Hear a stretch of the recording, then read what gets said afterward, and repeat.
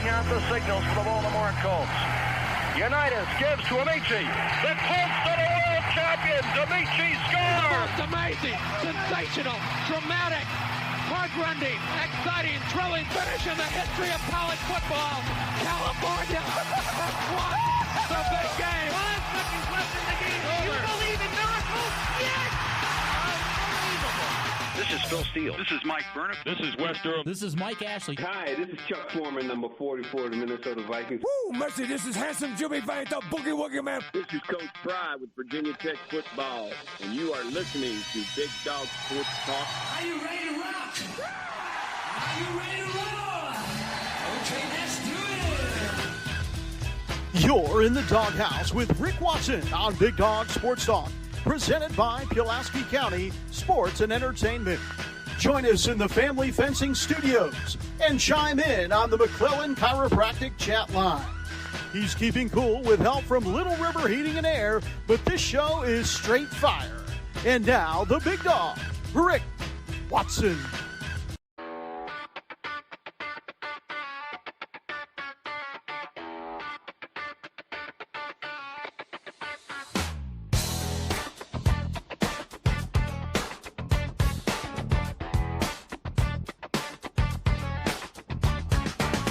Rick Watson's got the mic, he's the big dog king.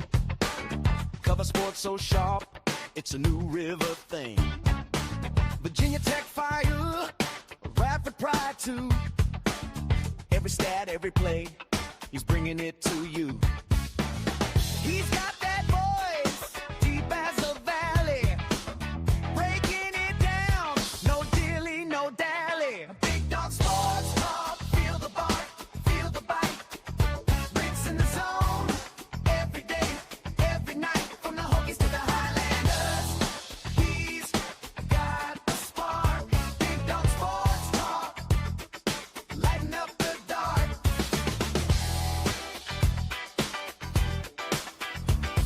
Hey, good morning. How are you? Lighting up the dark indeed.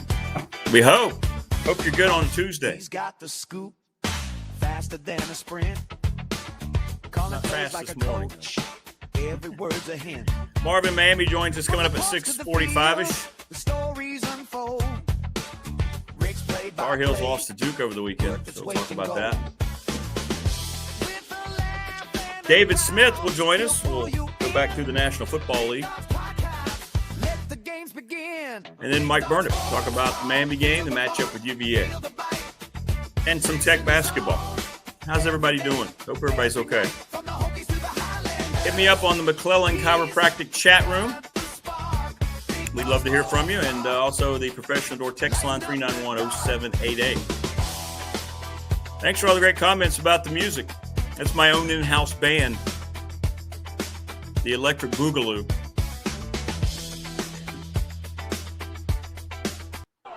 Oh my, oh no, that was out of nowhere. Yeah, electric Boogaloo. Good morning, Morris from Scott Stadium's Jeffersonian look, Delane Stadium's Jumping Sandman, and now this Palm Coast Hokie Shrine. BDST is live and online. Good morning, Morris. Good to see you. Good to talk to everybody. It is Thanksgiving week. We will not have a show on Thursday because, that's Thanksgiving Day. I'm going to write this week in my Big Dog Barks column in The Patriot about Thanksgiving memories and how it's all tied in directly to football. All my Thanksgiving memories growing up were tied into football. Morris, I don't know what you're talking about. That's just crazy talk. It was an actual band that came by the house and recorded it. It's just crazy. Good morning, Opal. How are you? So, you grew up in Pulaski County, up in Dublin, and a lot of you were this way too. You would round up the neighborhood gang. Usually it was about, anywhere from 8 to 12 dudes. Hey, all right. Morris got his T-shirts. I hope you like them, man. I hope I didn't build them up too much. And remember, Morris, keep in mind, when you wear those, what happens in terms of the reaction from the opposite sex, I can't control. And I want you to understand that. And I hope your wife understands that.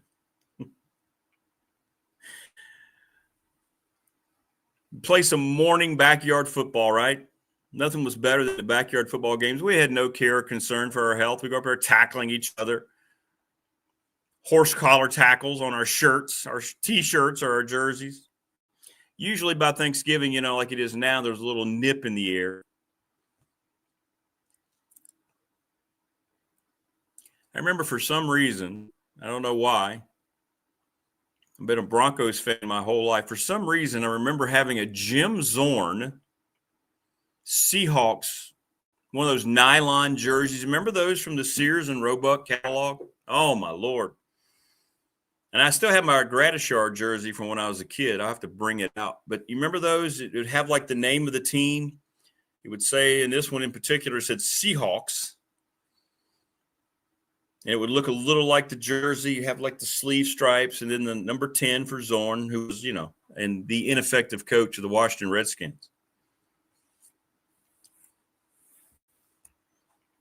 And that's the jersey I would wear in the backyard when we were out playing backyard football. And back then, I can't remember if there was a college game. It may have been – it was always the Egg Bowl. It was always Mississippi State. That was the one college game that I can remember. But it was always, and it always has been the Lions and the Cowboys. And the Lions was always the first game, always at home back in the old Pontiac Silverdome. And whether it was the era of two number 20s that ran the football for the Lions, Billy Sims from Oklahoma. I think his quarterback was Eric Hipple. And then later on, obviously, it segued into Barry Sanders and his ungodliness. But you'd watch the Lions game, and, it didn't matter really who they were playing. And then my mom was a diehard Cowboys fan. I mean, diehard Cowboys fan. And then we'd segue into the afternoon game, watch the Cowboys play whomever. And try to have her meal in between so my mom wouldn't miss the game because she'd been, cooking all day. Good stuff. Thanksgiving memories, man. So if you still have your parents, thank God for your blessings. Good stuff. Knicks fan, it's all about food, of course. What's your favorite Thanksgiving food? Favorite Thanksgiving food. Ooh, that's tough. Well, I'm going to be a turkey guy on Thanksgiving. Like I'm seeing all these debates. Now, multiple's fine. But I would never be in a household where you replace the turkey with ham. And my mom always made the best and juiciest turkey, so I was a little spoiled. And now people are, they fry them up, right, in the fryer. They put them out there on the, and they say that's delicious. So I don't know if I'd say it's my favorite. I don't know, man. It's kind of a combination. How about you, Knicks fan?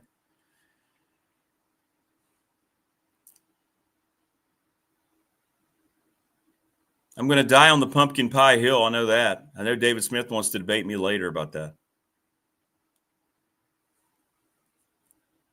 That's a good question. It's a tough question. Big Dog T-shirts, by the way, if you want one, $20. If they're shipped, $30. Just send me a text, Rick Watson, Big Dog Sports Talk. Or, you can DM me as well. Good-looking shirts. I hope yours satisfied you more. So there you go. That's what they look like if you want one. Right there. Be sure to subscribe, share, and like our channel. We're trying to make it to 1,000. So please do that in our media content. Radford last night played down in Dallas against SMU, and Highlanders lost their 6th straight. 89-72. Turkey in the smoker's awesome. Mac and cheese, yeah. Oh, yeah. Man, I miss my mom's mac and cheese. Yeah, mac and cheese is a good call. And I'm not one of those guys that usually likes, I don't intentionally mix my food, but boy, when you have like 4 or 5 items on your plate and you just eating them all, kind of, that's special. There's no word about carbs on Thanksgiving, though. I get, you know. We want to make sure we eat healthy. No, we don't. We sure don't. We're not worried about eating healthy. Not on Thanksgiving.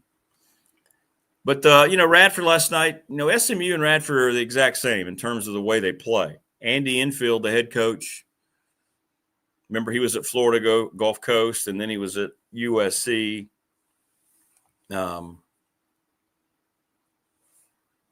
He's now the head coach at SMU, and Zach Chu was the strategic analyst for him last year. So he learned what he wanted to do, and it's clearly just an NBA style of play. I mean, I don't know how else to say it. It's an NBA style. It's running up and down the floor. It's trying to get a 3 off as quickly as possible. And neither one of the teams, and both coaches talk about it, they don't run sets, right? Opal says, I always had to watch the Macy's parade, snacking on a bowl of stuffing that her mama made. Yeah, I bet that was bad, huh? Hey, Frankie, happy the Canes won. Even happier I got to meet the playmaker and Jason Taylor. Oh, that's cool, man. Good for you. Good for you. Good morning, Stephen. Sorry about your jackets. But that's the way Radford plays, and it's last night was a tough watch in certain segments. I mean, we had a span of about 4 minutes of action where there were 8 or 9 this long NBA type of threes that were shot. None of them went in for either team. It's just different.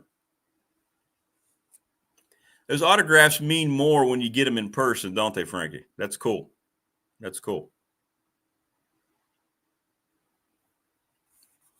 Yeah, Jason Taylor was a heck of a player. Heck of a player. So Radford now a 6-game losing skid. That'll end on Saturday when they bring in something called Notre Dame, Maryland. And then another challenge next Wednesday night on the 3rd against Southern Miss. Well, I'm glad you had a great time, Frankie. That's cool, man. That's cool. Frankie is a devoted, long-time Miami Hurricanes fan. I mean, a long-time Hurricanes fan.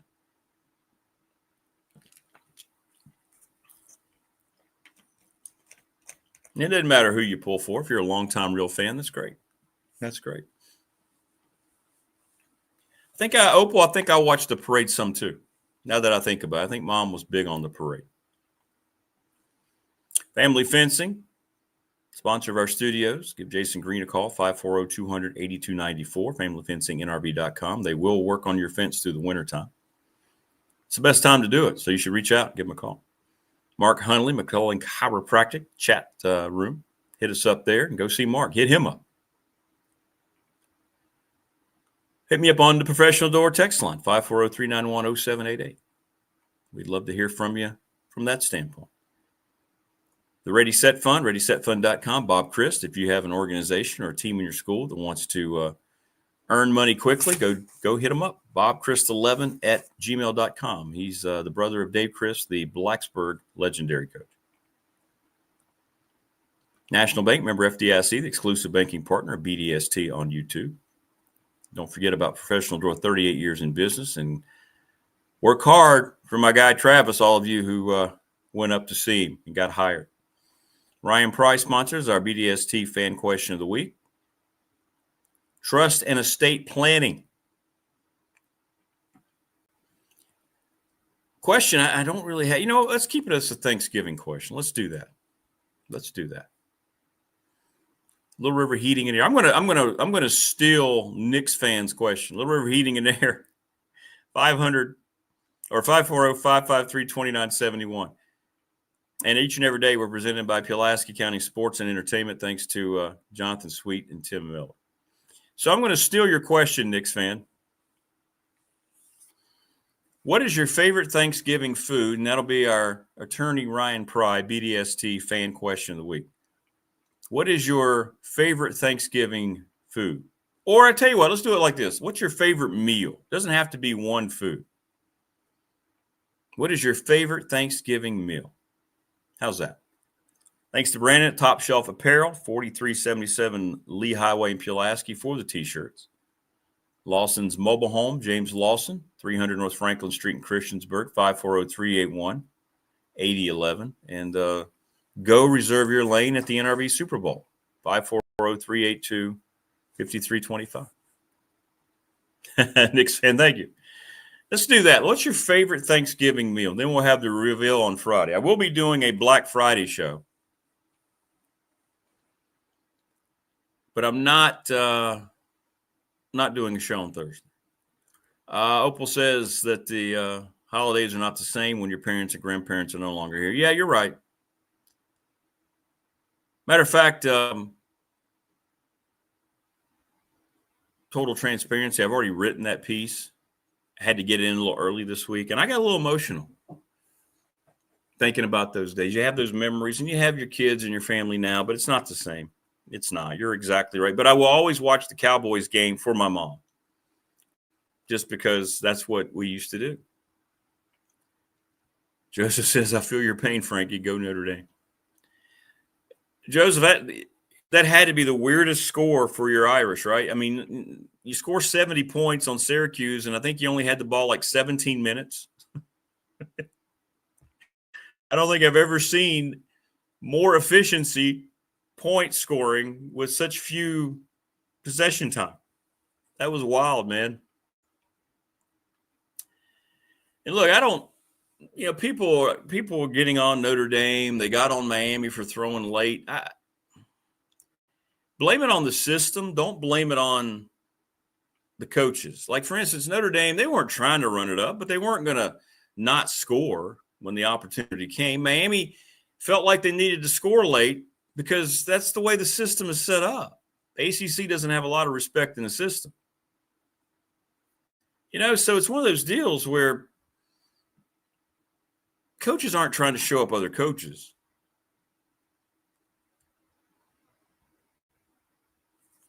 Oh, and Opal, good stuff. The turkey, gravy, mashed potatoes, stuffing, and mom's corn pudding. I never had corn pudding. Yeah, love was great for the Irish. Morris is saying country ham, turkey breast. Yeah, both is great. I've had both. We used to have both sometimes. Gravy and stuffing, green beans, and whatever she made with them. Stuffing seems to be the staple, right, for Thanksgiving. Like one of the staples. You're not going to have Thanksgiving and somebody's not going to have some kind of stuffing.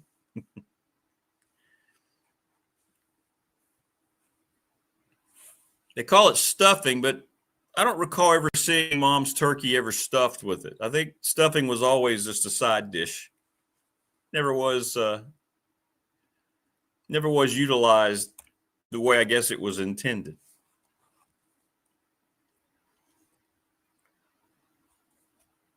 But we'll see with Radford Hoops. Still not shooting well overall. They did make 11 threes, but they were 11 of 39. They shot 69 times, and 39 of them were threes last night. And it's always Dennis Parker Jr. and Jones leading the way, although Jalen Johnson had 15 last night. And for SMU, they shot 26 threes. It's just 65 three-pointers last night between the two teams. Boopy Miller's a good player. There's all ACC point guard. He's the real deal. Boopy can play.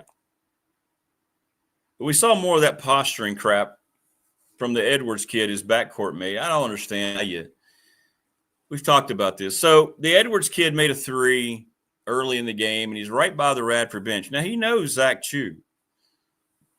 And he wasn't directing it at Zach, but he did some kind of motion toward the bench. I guess they were giving him a hard time, and right in front of the head referee. So he immediately gets teed up. And then infield pulls him out of the game. It's becoming very difficult to watch. The NFL is the absolute worst about it. We've talked about this. I mentioned this last week. I don't understand how this is just so prominent now that you can't just make a play and go back and get in your defensive stance, or you can't just go back to the huddle.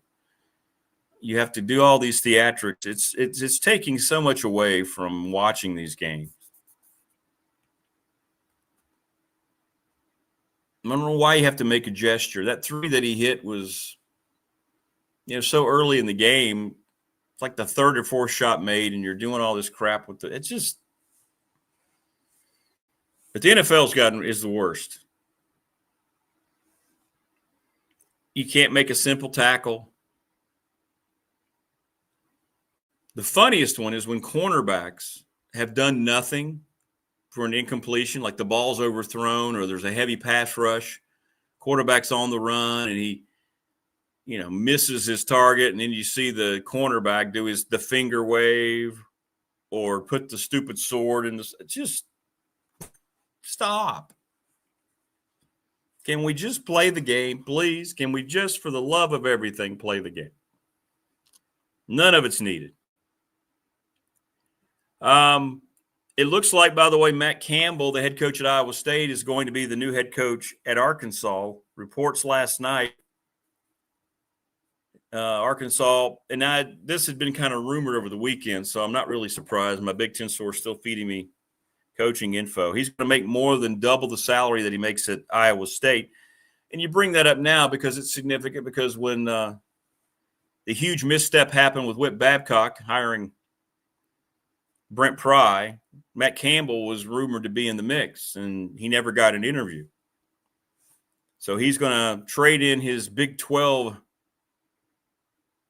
sideline shirt for an Arkansas job, it looks like.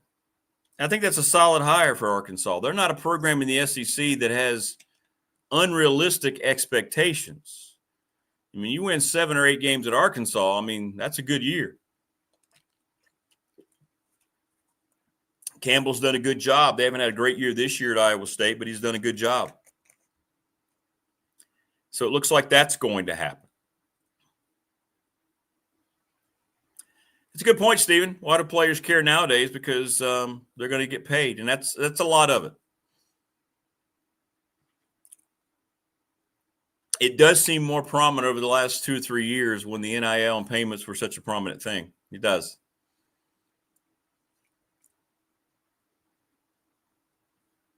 Getting paid is unfortunately, that's the biggest part of it. What is that? Just look at this. There's a big fight last night after the game between the 49ers. Well, what is this? We got a 49er player going after.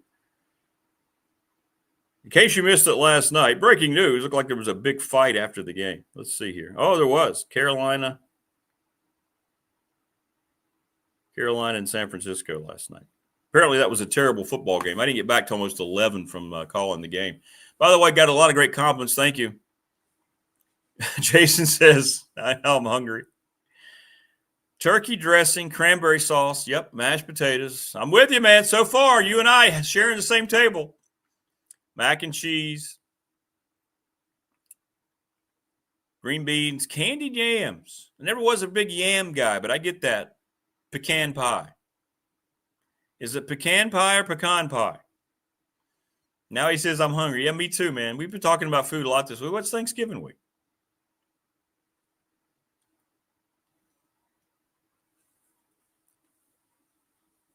Can they be fined? No, they're not being fined yet, but they should be. Why not? This whole charade, it's like college sports is so far behind the curve. You're going to pay them like pros. They're pros, and yet there's no contracts, no employee status. Knicks fan says it's all about the threes, and it's more common in NBA than it ever has. Yeah, NBA is unbearable. It's just horrible basketball. The culture in the NBA is the lowest it's ever been. It's terrible basketball. Mid-range jumpers are gone. Yeah, and Zach Chu, Radford's coach, says he doesn't want mid-range jumpers. You watch Radford play. Tell me how many mid-range jump shots you see inside the three-point line.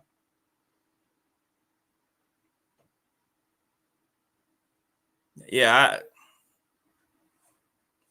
I hope we evolve out of this basketball. We'll talk to David Smith. David Smith was a post player for Radford when Radford was coming into Division I. He's a Hall of Famer. I mean, this whole thing of not using the bigs anymore and not working the ball around and trying to get a good shot. UNC Wilmington did that very well at Radford last Friday. They're coached by a point guard who understands. I mean, you can play both ways. I understand there's times where you want to run a certain type of offense and shoot threes because you have good shooters, and Radford's got good shooters, and they're starting to make threes now. And the Highlanders are going to win a lot of games in December because they've scheduled a lot of home games against teams that aren't very good. They have a good team coming up on Wednesday of next week against Southern Miss, so the record will improve. But they've got two non-Division I games. I don't know why Radford's playing 3 of those, but they are. Coppin State, I don't think they've won a game. St. Francis has dropped down to Division III. That's the opponent after Southern Miss. So there's a chance there to all of a sudden get some momentum. But the thing about it, and Zach Chu said it in the pregame, this Radford team is not playing defense. They do not play defense. And he's got to work on that part of it because I think there's so much of a concentration on how to score offensively and shoot a lot of threes that guys just, aren't committed to the other end of the floor. I don't know how many times I saw last night when Radford made a couple of runs early. They had a chance. It was 35-32.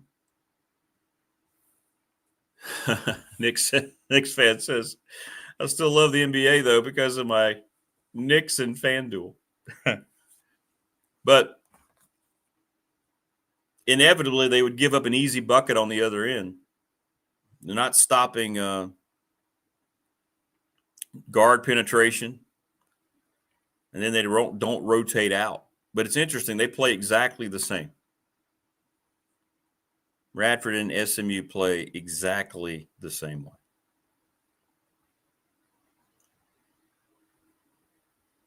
'49ers had 3 interceptions and a fumble and still beat Carolina last night 20-9. NFL's not a good product. NFL, they don't recognize it yet because of their arrogance, because they dominate all the ratings. Good morning, Christopher. How are you, brother? But the quality of their game is steadily declining. All the offenses are the same. It looks like they're the same. Officiating is terrible. The rules are terrible. Roughing the passers come into play again. And then you have a game last night. Team turns it over 4 times, and they win 20-9. What the hell happened to Bryce Young in his career? I know he got hurt a lot. 20-9. And why do you give Brock Purdy a contract that Tom Brady is worth? Well, all he is a system quarterback. He looks terrible. He looks terrible. Oh, congratulations. Opal says she won a $2,500 bet on a FanDuel bet. Good for you. Very, very cool. Very, very cool.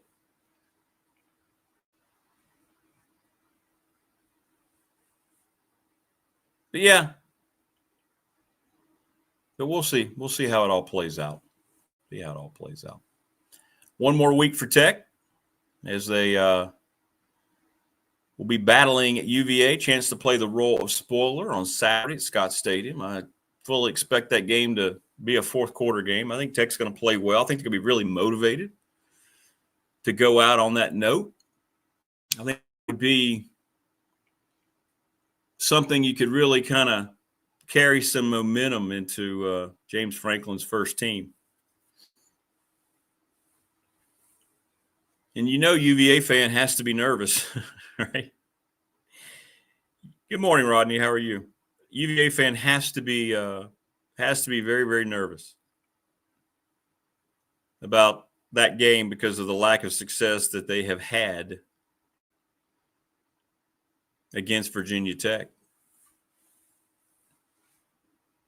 And, the one thing we do know for Tech is that Phil Montgomery's had them playing really hard. They're going to play hard again. And I think it's going to be an interesting game to watch. The way Tech's running the football is going to be a problem. They're running the ball very, very well. Now, I'll talk to Mike Burnop about that here in a little bit. But they ran the ball against Miami like really nobody else has been. That's why that game was so frustrating. They did so many things running the football. They just can't get the passing game going. And then Miami, they protected Carson Beck, and he made some nice throws with the 4 touchdown passes. So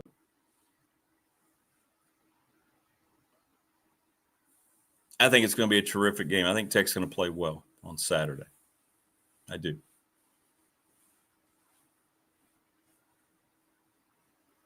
And then I know a lot of Tech fans are anxious just to get that one out of the way. I know you want the win, and then you get into the recruiting.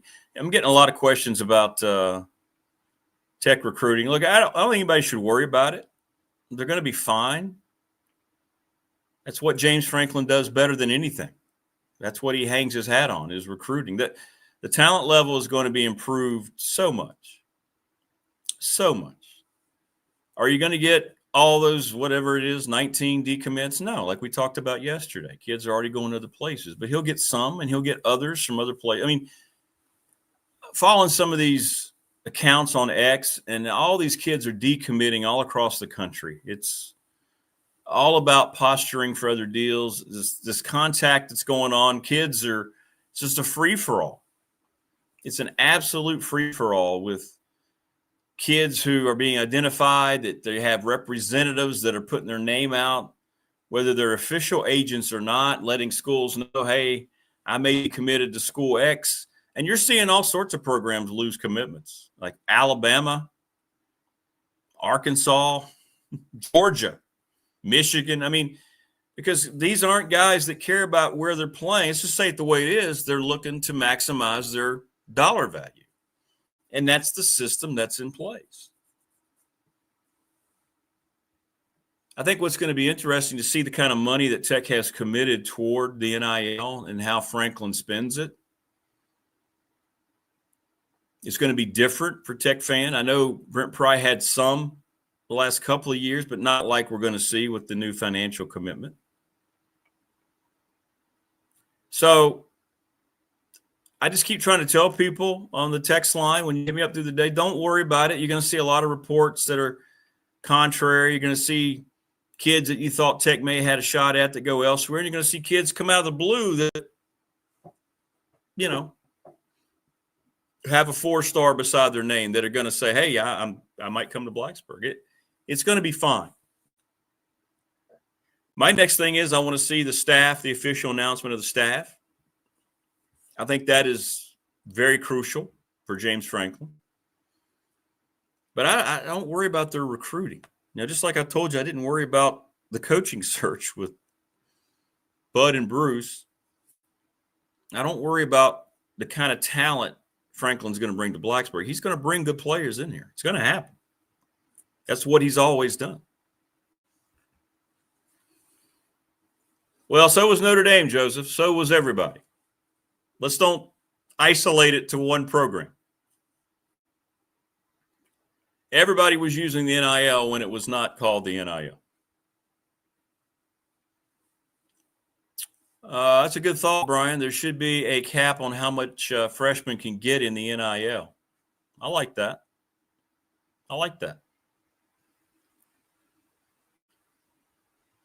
Look, everybody cheated.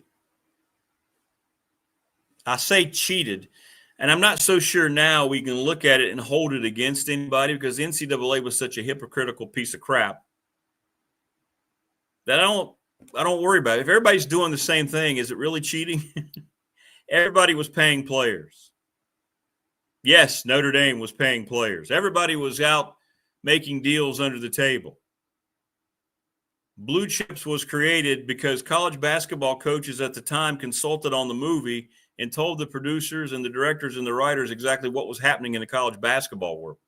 And that was Rick Pitino and Louis Carnesecca, Jim Boeheim, right?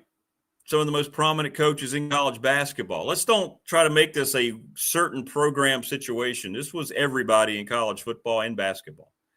The Alabama Mafia is what they're called. You think Nick Saban recruited that way just because he's Nick Saban? A lot of it, sure, they were winning, but the Alabama Mafia takes care of those guys. It wasn't called NIL then. It was called, we're just friends of the program, just like in Blue Chips. Friends of the program. And I used to, we were led to believe all these programs are cheating. How dare they? Now you look back at it and you go, okay. All right, whatever. But I like that thought, Brian. I do. A freshman cap, just like there's a rookie cap. I like that. There needs to be something to help out the schools, right? There needs to be something to protect the schools. And that's why I think this employee status is big going forward. There has to be structure in contracts for this money, right? We all know the University of Noncompliance was cheating before cheating. Oh, yeah, UNC academically too. Whew.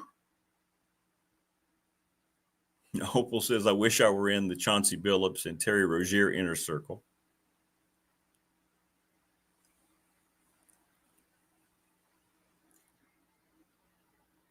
But yeah, it happened everywhere. And, at that time, it was always presented like, oh, my goodness, these programs are dirty. No, these programs are doing what everybody else. They just weren't as careful as other programs. And then some of them got caught. Some of them got busted. That's all it was. That's all it is. And it's fine to just understand that's the lay of the land. That's the way it was. It doesn't make these coaches dishonest. They're trying to survive. They have to win to keep their jobs. And that was the whole dilemma in Blue Chips, right? With Nick Nolte's character. He never did do that before. He was facing a pressurized contract, and so they got to him, and they went out and bought players. He couldn't stand it. He had a moral dilemma. I don't know how many moral dilemmas are out there or were out there with coaches. But I think coaches, too, had this mindset all along. It's not just that they were doing all this. I think they realized players should be getting something. All the money was being kept by the institutions, the conferences, the TV networks. It was a system that was very outdated. It never made any sense. But, boy, kudos to the NCAA for pulling the wool over everybody's eyes. All the schools make up the NCAA, right? So they were all in on it. And all these conferences keeping all that money, right?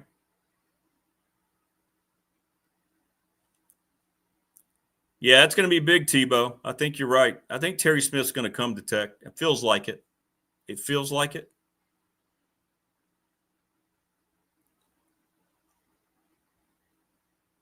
So now just everything is legal, right, with the NIL. So I look back on it now, and I don't think anything's tainted. I don't think anything should be taken away. No titles, no wins. Give everybody their wins back as everybody was doing. But just to answer, and I've gotten 3 this morning here on the text line. Tech's going to be fine recruiting. I think you're going to be very excited to see this roster and how it's turned over next year. I mean, you're not going to recognize it, and that's a good thing.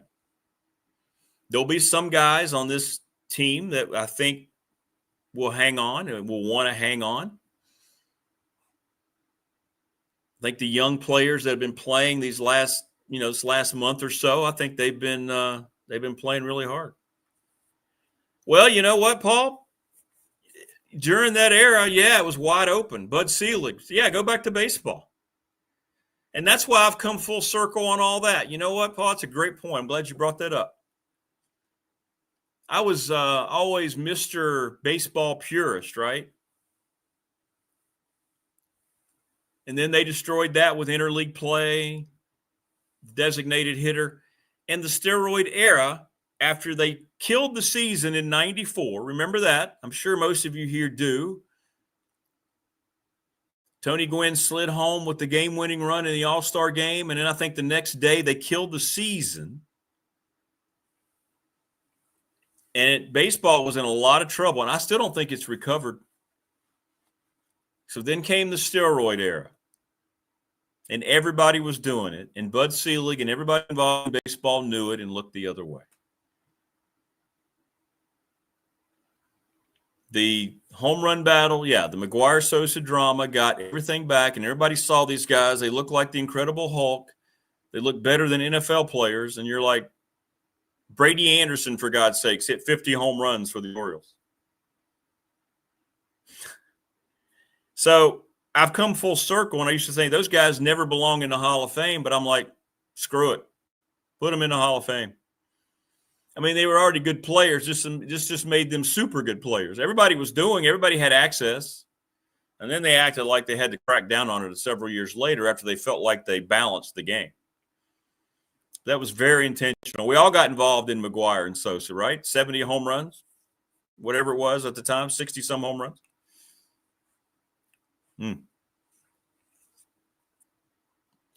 I've heard a lot about Poindexter, Tebow. It feels like it's his choice. I think he's going to be in demand. I think he'd be a terrific choice as the defensive coordinator. Anthony Poindexter knows the state. Yeah. And that's the other aspect of James Franklin's hierarchy. I'm not worried about his staff. I think he's going to have a good staff, too. So neither one of those things really worry me. Marva in Miami joins us here momentarily.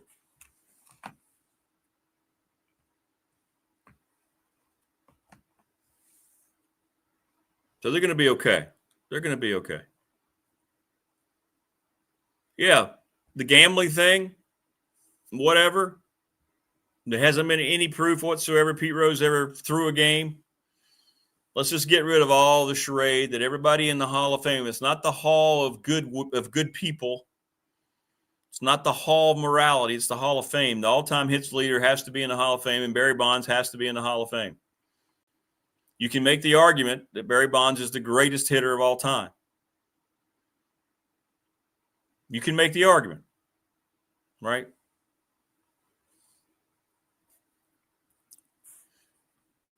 They have to be in the Hall of Fame. I mean, the era was open to everybody. Now, you can have a debate over the numbers. Who's the real home run king? For me, it's always going to be Henry Aaron because the steroids just added so much distance to the ball. That can be debated, but it doesn't take away their Hall of Fame status in any way, shape, or form.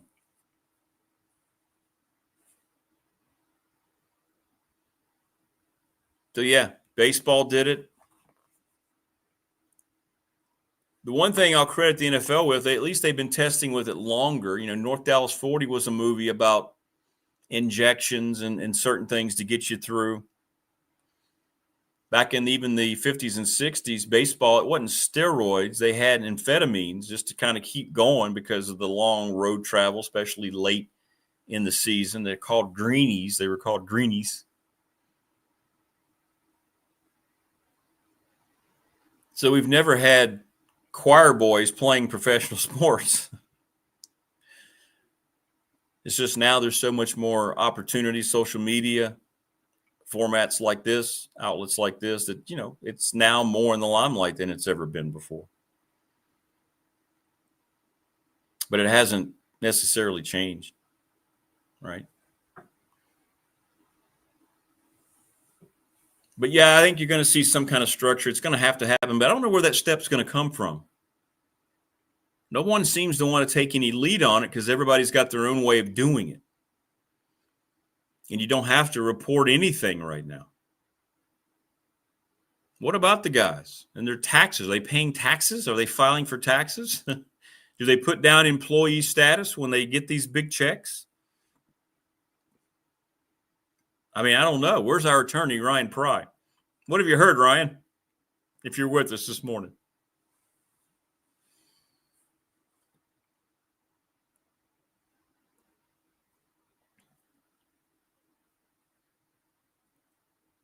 Let's see here. I think Marva's saying she didn't get the invite. Let me try your other email, Marva.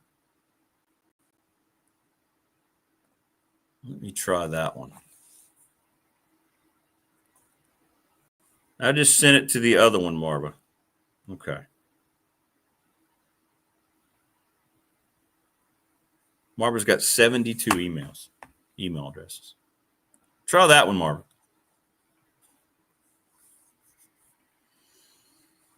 Yeah. I mean, there was famous stories in some of those great books about the Yankees, Mickey Mantle being wasted playing games. There you go, Ryan Pry. I'm here. I'd love to assume they are reporting that income and filing tax returns, but yes, it's Wild West at times. Yeah, see? Our question, by the way, getting good response already. Your favorite Thanksgiving meal? Boy, I can imagine the Thanksgiving meal that young woman cooks. Marva, Miami. Marva, good morning. What's the plan for Thanksgiving? Let's get right into it. I can't wait to show. Good morning. So we are doing, it's just going to be the four of us for Thanksgiving, which we've done for the past couple years. And so we're going to do it all. We have turkey, ham, sweet potatoes, all the stuffing, corn, mac and cheese. I'm trying to think if I've forgotten anything. I guess that's it. Dessert, pie. Here we go. All right. So, pies, plural, multiple pies? That's kind of ambitious. I don't know. It's just the four of us, Rick. We're probably going to have one pie. What kind? Sweet potato. Oh, here we go. No, David. Not pumpkin. Not pumpkin. You don't like pumpkin pie at all either? Not like really. At all? No. All right, tell us about your sweet. Eat it, but I just don't really. I don't know. It's just not my thing. All right, tell us about your sweet potato pie. What makes it so yummy? Why is that the chosen pie? What do you do? Let's hear it. I think it's just basically because it has a lot of sugar in it.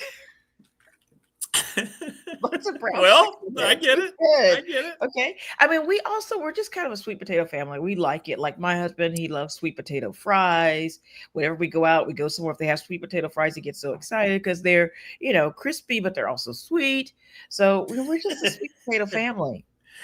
And does he dip the sweet potato fries in something like maybe a little salty because you didn't get the sweet with it? Just ketchup, or sometimes he'll just have them plain. He just loves them. Ketchup? Yes. Okay. I know it's weird. Well, that sounds great. That's great. You guys going to have any bread? You got the brown and serve rolls? Yeah. Rolls. We always have rolls. Okay. All right. Yeah. Well, that sounds yummy. I'll be there. What time are you having dinner? I'll fly down there and we'll just hang out. Between 3 and 4, usually. We try to eat a little early on Thanksgiving. Marvin, Miami. Oh, here's Rick. Hi. You can set me outside on the patio, on the deck, so I can watch warm weather and see what that looks like. Oh yeah, that's right. It took some getting used to after I moved to Florida. How warm holidays, because it's also usually warm on Christmas. But I've kind of gotten used to it now, and I'm okay with it. All the peeps saying good morning, by the way. Good morning to everyone, and happy Thanksgiving. All right, let's get into Saturday. Oh, I know. My gosh. I was watching the end of that game just for you. I really was. And you had hope, right? When Carolina went up 25-24, you thought they were going to win? I thought, wow, if they win this, Marva's going to be so happy. But boy, the undisciplined play. Yeah. 4 unsportsmanlike conducts in the last 3 minutes? Yes. What's going on? Ridiculous. Like, that is this late in the season. That should not be happening. I mean, it should never happen, but especially this late in the season, you're playing your rival. You have a shot, and just totally to lose it, to not have that mental focus that you need. It was just embarrassing. And I mean, I'm sure they were probably goaded into some of these things. I know how these things work sometimes. Yeah. But you have to know that that's what the plan is. They're trying to make you lose control, and you have to be disciplined enough to say, no, I'm not going to do it. Or I'm not going to retaliate as bad as you might want to. You have to say no to that. And I was very disappointed. I mean, I was heartbroken over how it ended. So for those of you who did not watch, which I can't believe anybody wouldn't watch, it's the game of the week. True. I mean, come on. It was the fourth quarter, and UNC took the lead 25-24, which is amazing. You think about in the fourth quarter, Duke was up 24-10. Okay. Yeah. Yeah. So Carolina came back, and I was just so excited. And, Duke was about to attempt a field goal to take the lead. It was going to be a 44-yard field goal, but instead it was a fake. And that was a good call. That was a good play. It was. I have to give it to them. It was a good play. I mean, their kicker ran 26 yards, almost ran in the touchdown. Carolina, battled back to 5, stopped him at the 1, but of course they scored on the next play, and it was up. And they had a 2-point conversion. And it was 32-25 UNC, and Carolina still had a chance. They had a final drive, but just couldn't get anything done. I think Gio was sacked maybe 2 or 3. Yeah, at least twice. Yeah, maybe 3. So, as you know, maybe 3. Yeah. So now Carolina gets to finish the season at NC State playing for nothing but pride, because Carolina had to beat Duke and NC State to be bowl eligible. So, yeah, there will be no bowl game in Bill Belichick's first season. Carolina had to see Duke players celebrating on the field. They were like trash talking. Their fans were there, just cheering and, yucking it up.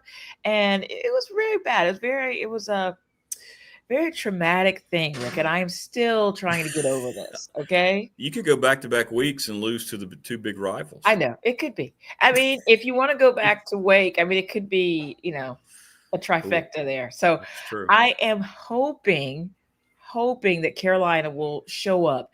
I mean, Belichick has talked about this rivalry with NC State, and he knows it's a big thing in football. And I don't know, what do you do? So like I said, playing only for pride, nothing on the line for the Heels. But I hope Carolina will beat State on Saturday, because otherwise I'm going to hear about it, and I don't want to. I do not want to hear about it. I don't want to see anybody talking about it online. So I'm hoping that Carolina can come out and win, because, the thing is, Rick, as bad as Carolina looked at some of the big games early in the season, the team has improved. And so they have. They really have. I would like to see them, pull it together and beat NC State on the road. And that kind of gives you hope for the next season, right? So I just... It does. Do you think Bill will stay? Do you think he's really committed? I can't really tell. Some weeks I think he is, and some weeks I think he could just walk off and go away with Jordan to some, strange island somewhere. I think that he wants... Well, he doesn't like losing, right? I don't think he likes losing. I don't think he likes being embarrassed, because some of these have been embarrassing. And so I think he will come back for that reason. I just don't think he wants to go out like that. I think he still believes that he can turn this thing around, and then he becomes the hero, and he gets to ride off into the sunset, and then his son takes over, which I don't know about that. But anyway. Oh, no, boy, that would be just a disaster. I really don't know about that. Whew. But, let's just see. I think he will come back. I just think it's a pride situation. Not that it feels like he has something to prove, but it's just, I think who he wants does. to go out like that? Well, I mean, I do. I think I don't know that he feels that way. I don't know. He actively, I read some things. He wanted that Giants job. He actively went after the Giants job behind the scenes, and they just looked at him like, you're done in this league. You realize that, right? Mm-hmm. No, nobody wants you. He didn't get a job back during the cycle when he was out of work. Nobody seriously considered him then. I think his reputation's already taken a hit in that league for the things that happened in New England when they were winning. And now Carolina kind of threw him a life raft. So I think he's there. If he wants to coach there, he's there. And if not, I think he's done. I don't think he's going anywhere. I don't think he's going to coach again. No. But I really think he wants to go out on top. I think he wants to turn this program around. And, I've seen some Carolina fans who are already tired of him, want him to go. But there's still a lot of people who say, let's give him a chance. Let's see what he does in his next year. Because, there's some fans who are still very salty about the way Mac Brown was fired. I'm sorry, my phone is ringing. Who's that? Who's calling? Who's It was calling? actually my husband calling. I don't know why he's calling because he Why is knows he that I'm bothering me? home. This is mine and your time, Marva. Yes, I know. I don't know what he's called, but I think he realized what, and because I didn't stop the ring, he stopped the ring. He probably was like, "Oh my gosh, she's doing the show now." Yeah, but he just left a little while ago, so probably that was what that was about. But yeah, I think he is concerned about legacy a little bit, but I feel like he thinks his legacy is cemented, by all those Super Bowl rings. Maybe. I think he feels that way. How much do you think would change if Jordan wasn't involved? If that whole sideshow circus craziness wasn't involved, how much do you think the mindset Carolina fan has toward Belichick will be totally different? Right? I think it would in a good way. I would say somewhat different because you still haven't seen. You got to see it on the field. That's what really changes hearts and minds of sports fans, right? But it just hasn't helped. Like if Carolina was winning this year and this whole Jordan thing was going on, I think people wouldn't care that much. They wouldn't like it, but they wouldn't care that much because it's always about winning, right? Like, Tebow says Big Bill's next job will be CEO of Hooters. Oh my gosh. Please stop. Was there a fight between Jordan and Belichick's son's wife? Paul said saw now, something. I don't know about that. Like I try my best to avoid the gossip about Jordan.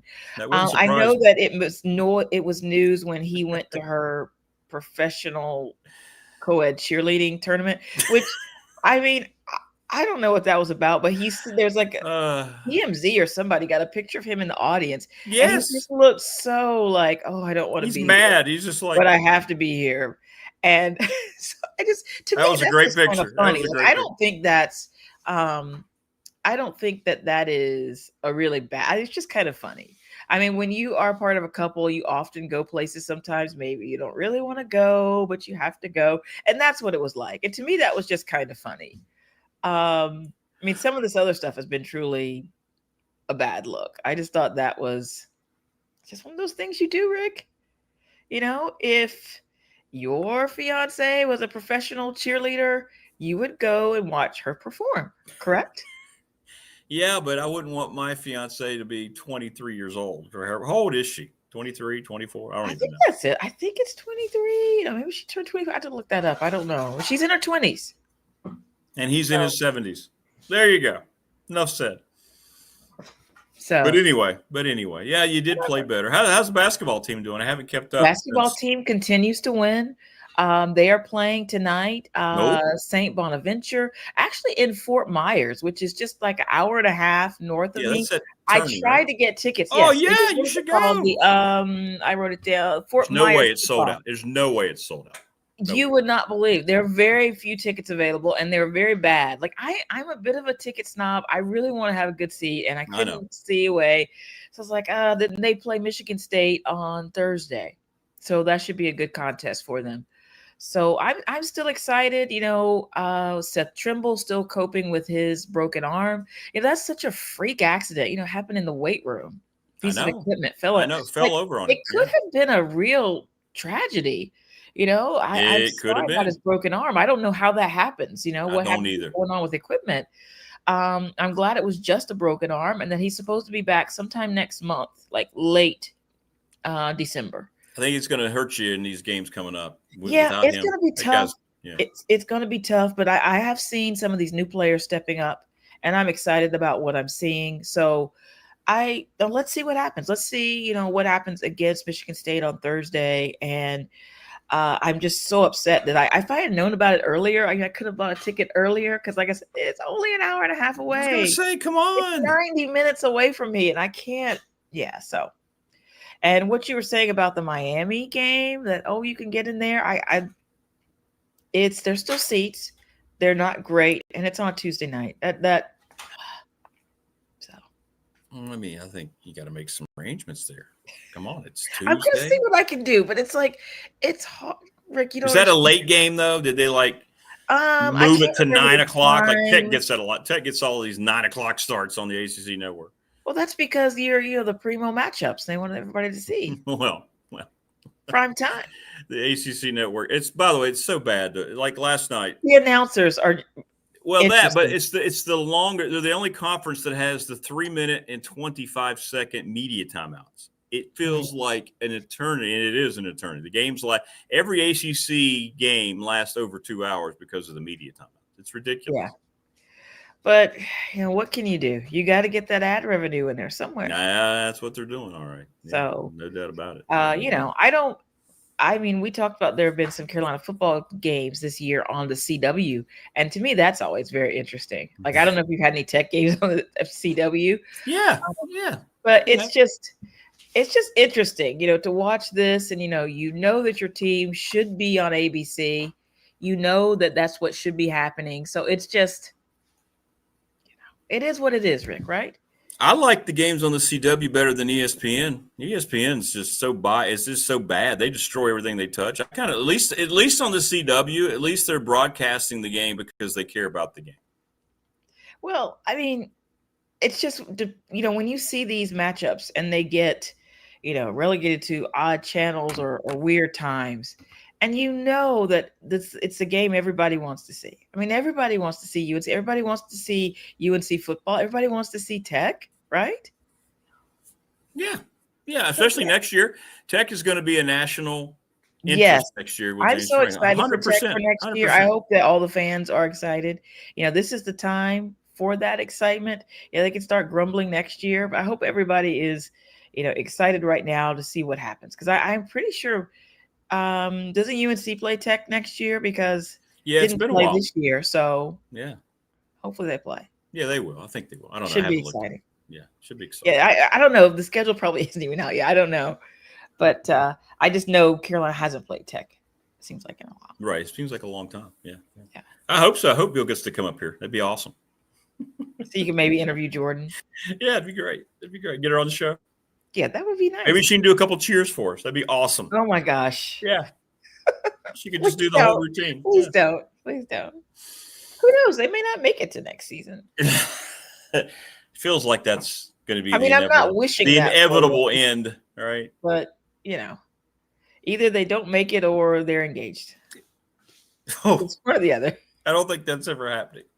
They're engaged. It could be. Brandon things have happened, right? Brandon says VT by 40 next year against Carolina. Ooh. Oh my. Okay. There you go. Okay. That's just someone who is, maybe they're in the holiday delusional. They're into the holiday cheer early. I don't know. Okay, so I'm going to be nice holiday season. Okay, we'll see. Yeah. We shall see. We shall see what happens. But anyway, listen, I hope you have a wonderful Thanksgiving with your fam. Enjoy the foods. I know you will. And enjoy the holiday. You deserve it. Same to you. You too.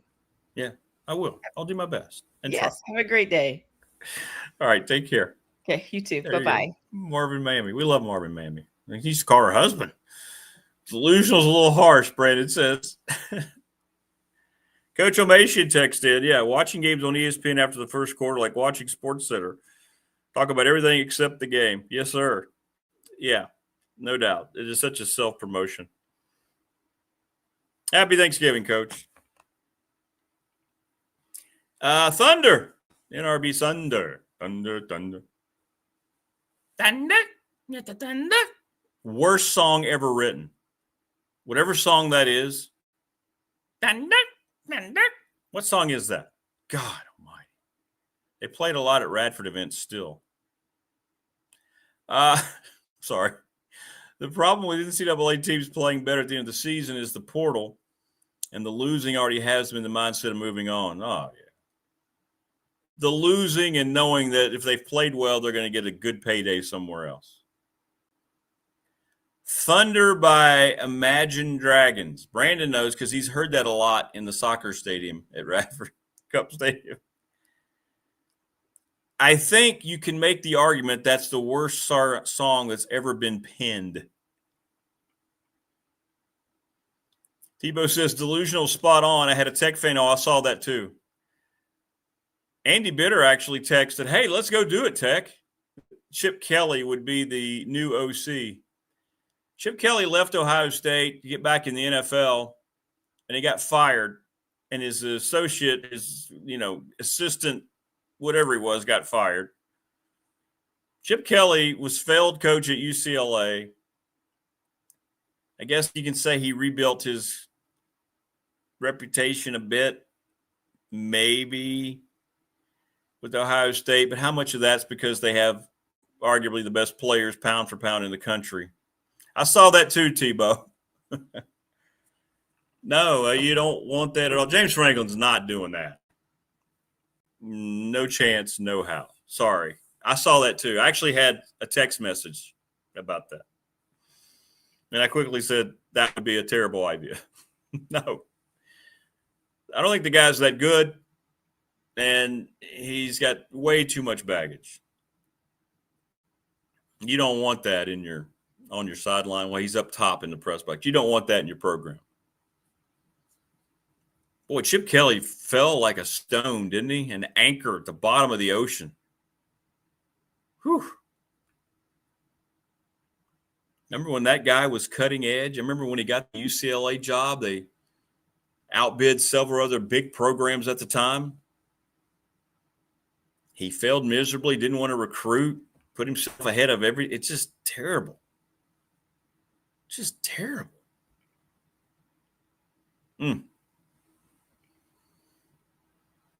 Awful. Just awful.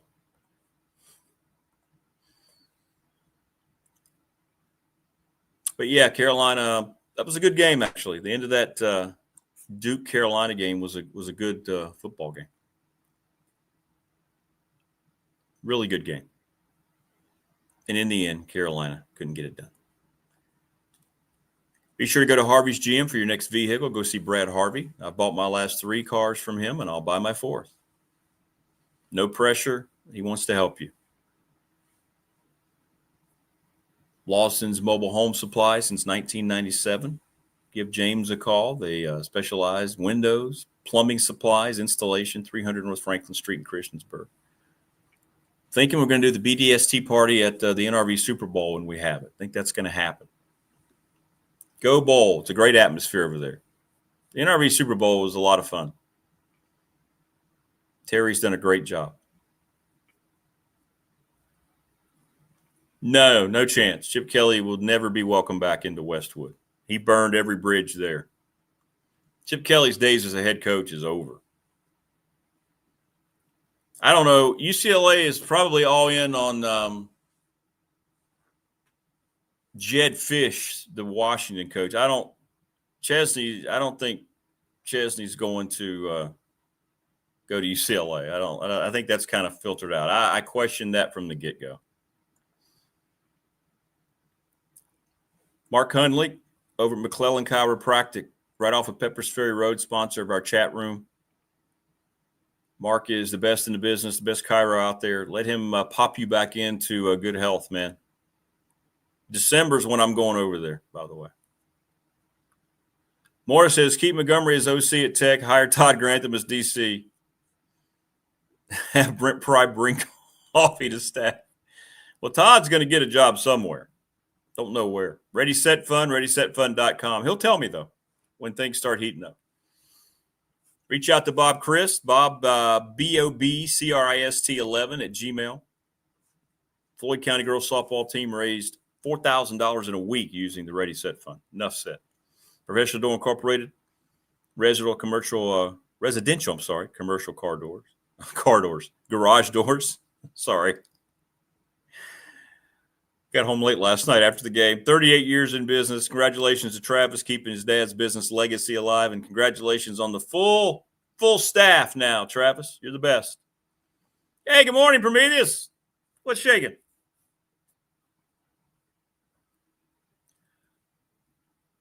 TLB, but Bull Creek would be a better option than OC. Yeah, he would. He's got some moves out there in the yard chasing down critters.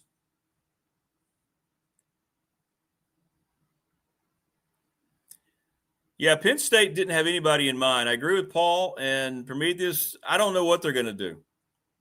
And that's why, to me, there were a lot of red flags about Franklin. Just because they let him go, they didn't have anybody in mind. Thanks to Lara Ramsey, National Bank member FDIC, the exclusive banking partner of BDST. Ryan Price, the attorney, 701 West Main Street in Radford. He specializes in trust and estate planning. It's simple. We're going to unveil it on Friday. Your best Thanksgiving spread. What's your favorite Thanksgiving meal? Charles Lee, Little River Heating and Air, 1095 Radford Street in Christiansburg, 540-553-2971. Go get your units checked out. Save some money. Let Charles show you how to save money. And Pulaski County Sports and Entertainment, the presenting sponsor of this program, speaking of saving money and making money and creating opportunities, boy, they're the best. And in December, we're going to have a representative on every week. Every time we've had Jonathan Sweet on, people get excited and they feel bad about themselves.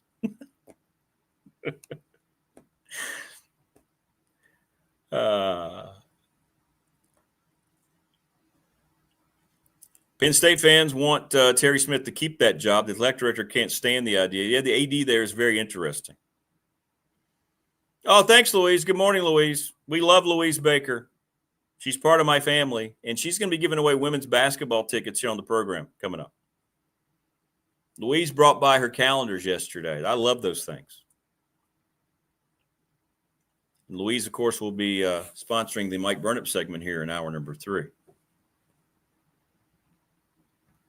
Yes, Ryan Silverfield's name is starting to be thrown out there even more. Yeah, the Memphis coach.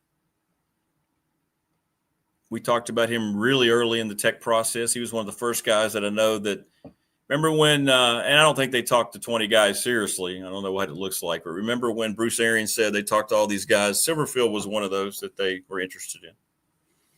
Because you can't leave any stone unturned, right?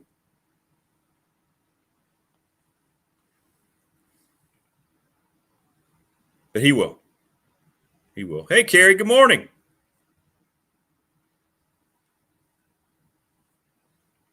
She doesn't think Daniel Jones needed the hype. Yeah, Daniel Jones has turned his career around in Indy. Crazy. Good stuff for him. Good for him. Good for him.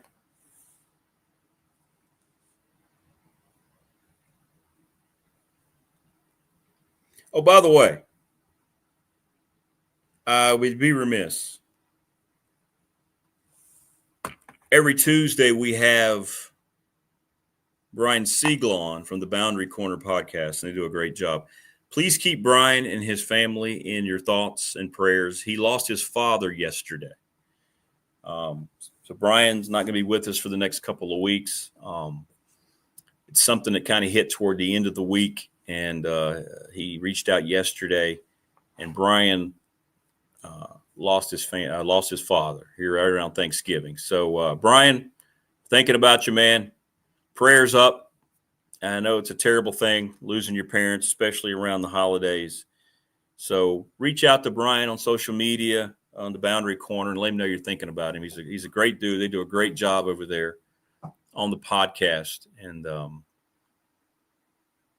please reach out to him and let him know that you're thinking about him. That's tough, man. That's tough. The good news, as he said yesterday, he got to be there. The family got to be there at the end, and that's a special thing. I didn't get to be with my mom when I got the call. I was trying to make it back, and little things like that do mean a lot. So keep Brian in your thoughts, please. Yeah, tough all the way around. Tebow says, from what's going around, Penn State's AD didn't hire Franklin. Yeah, they didn't like him immediately. Much like what's happening with Shane at South Carolina. They did not and do not have a plan. And they let him go anyway. Yeah, I saw Ricky Ronnie immediately saying he had no interest, or he just said, no, I'm here at Old Dominion. And you never know. He did take a shot. Yeah, I saw it for Beathers. He got a little tired of the questioning. I don't think that's what we talked about this yesterday. You're running your own program, trying to build your own thing. And I know you'd come here and potentially make more money, but you're going to get more money from ODU. Do you want to leave the program you've worked your ass off to build just to come be a coordinator? I think Ricky Ronnie's a pretty good head coach. I mean, he's developed, and he's got that program doing well. But, yeah, he shot that down pretty quickly. And I don't know if Tech fan wants that or not. I know it looks exciting because of what they did to Tech this year. Like I said, just trust the process, and James Franklin's going to find his guy. Doesn't mean that he's not good friends with Ricky Ronnie. But, yeah. Yeah. Rick, what's your take on the student that showed up at the VT airport to see Bud coming back from visiting Franklin, got his pic on Twitter? Yeah. Why? I saw that his Venmo account exploded. Why did people give him money? Was he asking for money? That part I didn't understand. It's cool he had the wherewithal to do that. Now, we weren't sure exactly why. Was that a last-ditch effort? Was that why they sent Bud? They sent Bud because that's who James Franklin has the most respect for, right? That's the guy that he's very prominent and has respect for. I wondered why his Venmo. He asked somebody to buy him a pizza. Oh, really? People were Venmoing him? That's funny.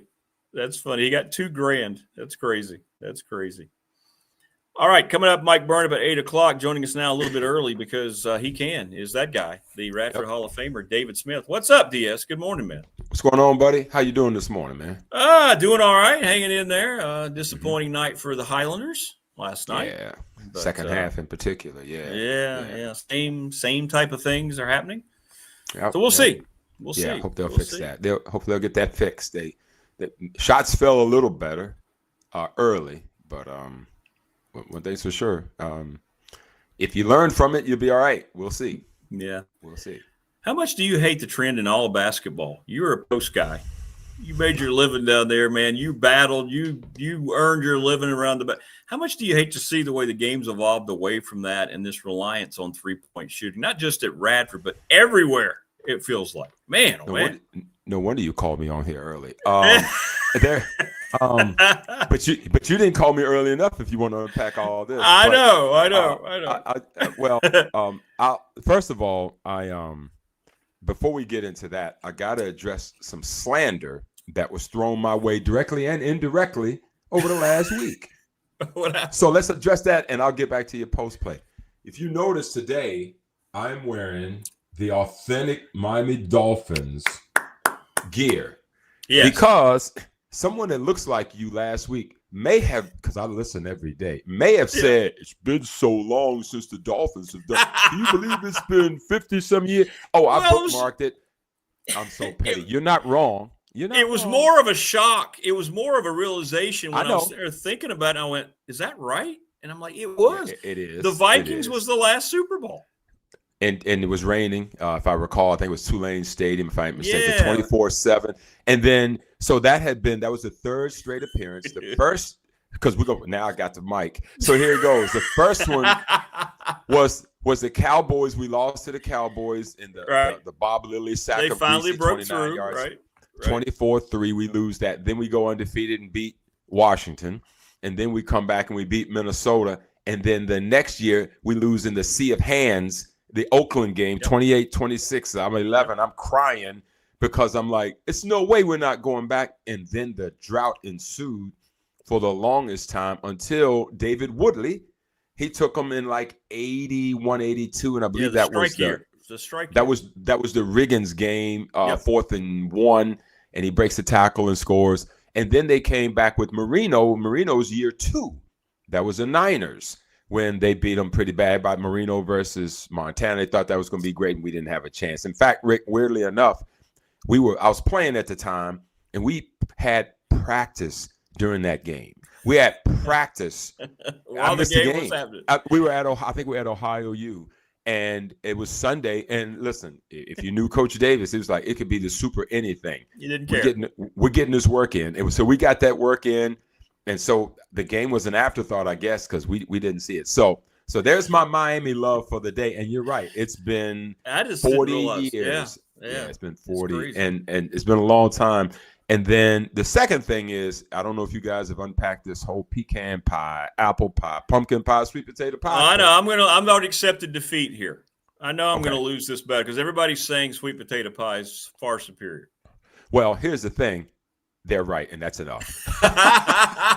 They're right, and that's enough. I was going to come in here with some ammo for you to let you know if you had said apple pie, which I'm getting this week, I would have said cool. I would have even sent you to a place in Amherst County that is legendary called Woodruff Store on Route 130. That was on the store. Okay. It was on the Today Show. They were so good. The Woodruff family, I went to school with them. That's cool. Their family has made them, and my sister will be bringing them here to Richmond for this weekend. I would have even said, okay, cool. That their legendary store, and they don't make pumpkin pie. So that right there should let you know, brother. So you just don't like pumpkin pie at all? Oh, not at all. Not at all. Do you use the real pumpkin? Is that how you make it? No. It's the stuff it's a pumpkin pie mix. Yeah. I'm telling you, if you had a piece of the Crackle Barrel pumpkin pie, I think you would at least try it. You're the kind of guy that'll try something. I'll try it. Yeah, I'll try it. I'll just want to see what all the hype's about. But what I'm also going to do is I'm going to turn you on to some real sweet potato pie, and then I can't wait till you come on here and hype. You'll understand what the noise is about. Will you tell Pebbles to bring me a slice at the Southern Miss game? I will tell Pebbles to get you some. If not, then soon you will get you will get your sweet potato pie and understand what all the hype is about. Okay. Now that's fair. Back to the post play scenario you were asking about. It's Rick is such a dinosaur now. There are times when I watch the game, I feel like I'm watching a tennis match, and this is no shot at it. It is this end of the court shoot a three, that end of the court shoot a three, this end of the court shoot a three. I've seen players have drives to the basket unabated. It happened all night last night. And they're just saying that can't be the play. Throw it back out. The one play that I think is good that the game has evolved into, but not all the time, is if a small person gets an offensive rebound. Back in the day, you'd be like, try to go up and get the foul, get your 2 free throws, put them in a situation where their player accumulates fouls. Now, if a smaller player gets an offensive rebound, it's an immediate 180 turn, look for a shooter to spot up and get a quick 3. It reminds me, Rick, of why in the world is everybody going for 4th down in the NFL now instead of taking the points? And you and I have been on this since we started this program. Every time. I'm going to bleed internally to death if I don't start seeing people go, you know what? It's 4th and 3. You haven't gained yards on the previous 3 yards, but you just 3 plays, but you decide you're going to now come up with a brilliant play. No, you're not. Kick the field goal. Kick the field goal, please, and move on from it. And Dallas got away with it the other day in their game. They did. And it was 4th down, and they decided not to. And fortunately for them, the Eagles complied and gave them the ball back in short order. But, Rick, I am all about it. The basketball has morphed into just a whole different looking thing, the whole risk reward of shooting the threes. I don't mind you shooting the threes. I just like to see you make the threes. Now, if you're making a lot of threes, that's fine. But, Rick, it's become they're going to shoot them. They're going to keep shooting them until the arm falls off. What about the nights when it's not working? It's like in football. We're going to throw it. We're going to throw it. We're going to throw it. How about running it? You know what I mean? We've tried this and it's not working. I love to be able to see the pivot, draw fouls on people, get people in distress, make them have to go into their bench. But yeah, I watched a game recently. I'll leave it nameless. The entire game, I saw a team not feed the post one time, not have a guy demand it in the post or feed the post. I'm sure it just got away from them. But I can't even imagine that you don't at least throw it in one time to activate the defense to make them do something different. So, yeah, I'm dying about it. It's not good basketball. I mean, infield and Chew, they play the same way. They were mirrors of one another. We had a stretch of 2 to 3 minutes, David, and that's all it was. There were 8 or 9 threes taken during those possessions. Nobody – and you're just running down. We're talking NBA range threes. Clunk. Sure. And then the teams don't get back. So then it's just – and you're sitting there going – I actually stopped in the middle of the call going, this isn't fun. This is not what the – Dr. Naismith didn't have this in mind. What are we doing? You know. Well, yeah. In fact, Rick, during one of the stretches, they actually made them, though. Like in the beginning, I think it was the end of the first half where it was like because Pebbles and I were watching, it was like 5 straight possessions where the shots were made. But, Rick, it is, as the announcers on the national broadcast said, it's NBA at its finest. It is space. It is pace. It is risk versus reward. It is I am, and that's what they seem to think is the most important. And what is it? They say you can shoot 33% from three. It's like shooting 50% from two. Well, if you're not shooting 33% from three, go inside. I just would welcome a challenge to the rim and get somebody on the foul line and that kind of thing. It's got to be. It's. I know I talked to Coach Davis about it one time, and 4 or 5 years ago, and he said, if I see another ball screen, he said we never wanted to run people to the basketball. It was like you felt like it was just crowding people a lot, and so now you can't have a play without a ball screen. It appears. I mean, you're right. And I know things are different. And not everything from the old days was better. No, I don't want to be that not guy. Everything. Not everything. But I think like most things, there's good things from our time and bad things from our time, and there's good things from this time, and there's bad things, and we're seeing an evolution now that it reminds me a little bit of when football went to Chip Kelly went no huddle and just speed football and just kind of, and I remember Saban was going crazy and it was like bad for the game. And then after a couple of years, he's like, I'm getting rid of these big guys. I'm going with small guys. Right. He reinvented himself and he figured it out and won. But I think this is just one of those evolutions, Rick, that some of us that are, products of the 80s and 90s got to start to look at and go, you got to find a way to like it. Yeah, I guess. We'll see how long it lasts. Everything goes ebbs and flows, right? That's Things correct. come back in. NFL, all of a sudden, you and I, heck, we started these segments back on the radio show, right? Running backs weren't getting paid. Running backs weren't thought to be that. They're not a premium. And all of a sudden now running backs are getting paid. So it goes in ebbs and flows, and I guess it always has. But right now, the ebb and flow in basketball at the professional and collegiate level is not good. It is not good. It's not a good and if you've been to an AAU game lately and watched, little kids hoisting threes 100%. all over the place, and people, I don't blame anyone for it. The Golden State Warriors style, they're grown men. They can do what they want. But they got it going. Yep. It's certainly more people who were small into being able to have a place in the game. I'm for that. But like anything, Rick, I'm not for excess in anything. And so that's kind of where we are. That's probably where I am with it. It's the excess part of it more than anything. Not the fact that it's a 3-point line. I think that's fine for the game. Maybe move it back. But I think the excess in it, and I don't know how you put that back. It's like saying you shouldn't run the football too much. You know what I mean? Yeah, So it's really no way to fix that. No. Well, let's look at the NFL this past week. We go back to almost a week, last Thursday, and the Bills just aren't good. The Texans shut them down, and they've got Josh Allen. They have little else. They have an inconsistent defense. The offensive line hasn't been great. They have a good running back. They don't feature him enough, in my opinion. No. Maybe that, I don't know. Buffalo, is the window closed on Josh Allen being a championship quarterback? I mean, is it silly to ask that question? I don't see that at all from them right now. They probably look at last year and say to themselves, we should have taken more advantage of the fact that we had that opportunity. They didn't see Mike Vrabel coming. They didn't see this Patriots team reinventing themselves and being a thorn in their side moving forward with a quarterback who's younger than him and a coach who's hungry and the team that's sitting with 10 wins in the NFL quicker than anybody. And I think if you're Buffalo, what do you think Buffalo's record would be without Josh Allen, Rick? Oh, right. 2 or 3 wins. That's two it. Two or three wins at best, and probably all those would have to be at home. And even with that, Miami handled them a couple of weeks ago.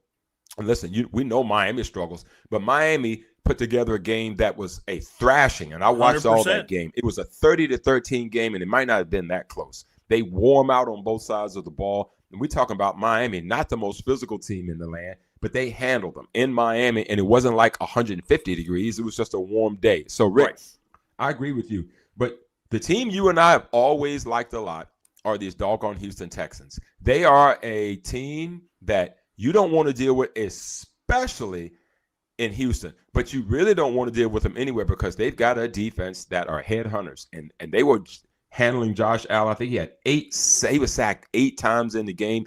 He got banged up and beat up pretty doggone good in the game. He's a trooper, though. You can't knock that guy. I don't think he's missed a start. I can't recall that he's missed a start in his career. If so, it was very, very early and was very, very quick. And even with that, 253 yards.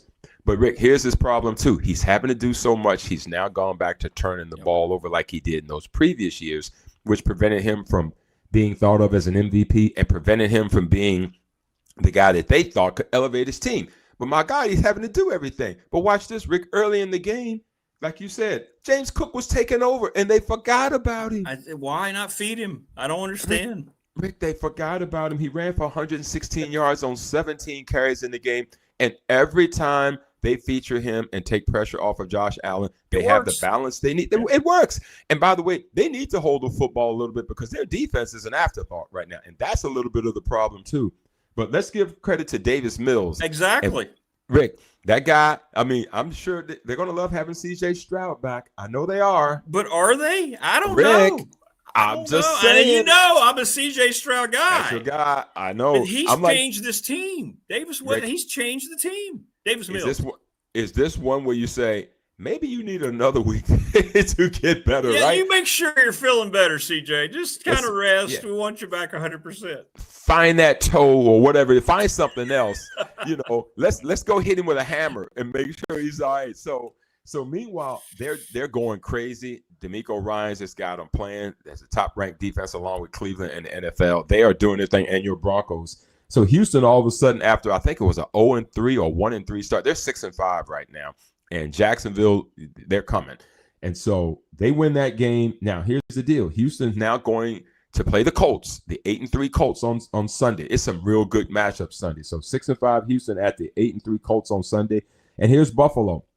Now you got to go play Pittsburgh. Pittsburgh's coming off of that tough loss from Chicago with no Aaron Rodgers. And we'll talk about that in a moment.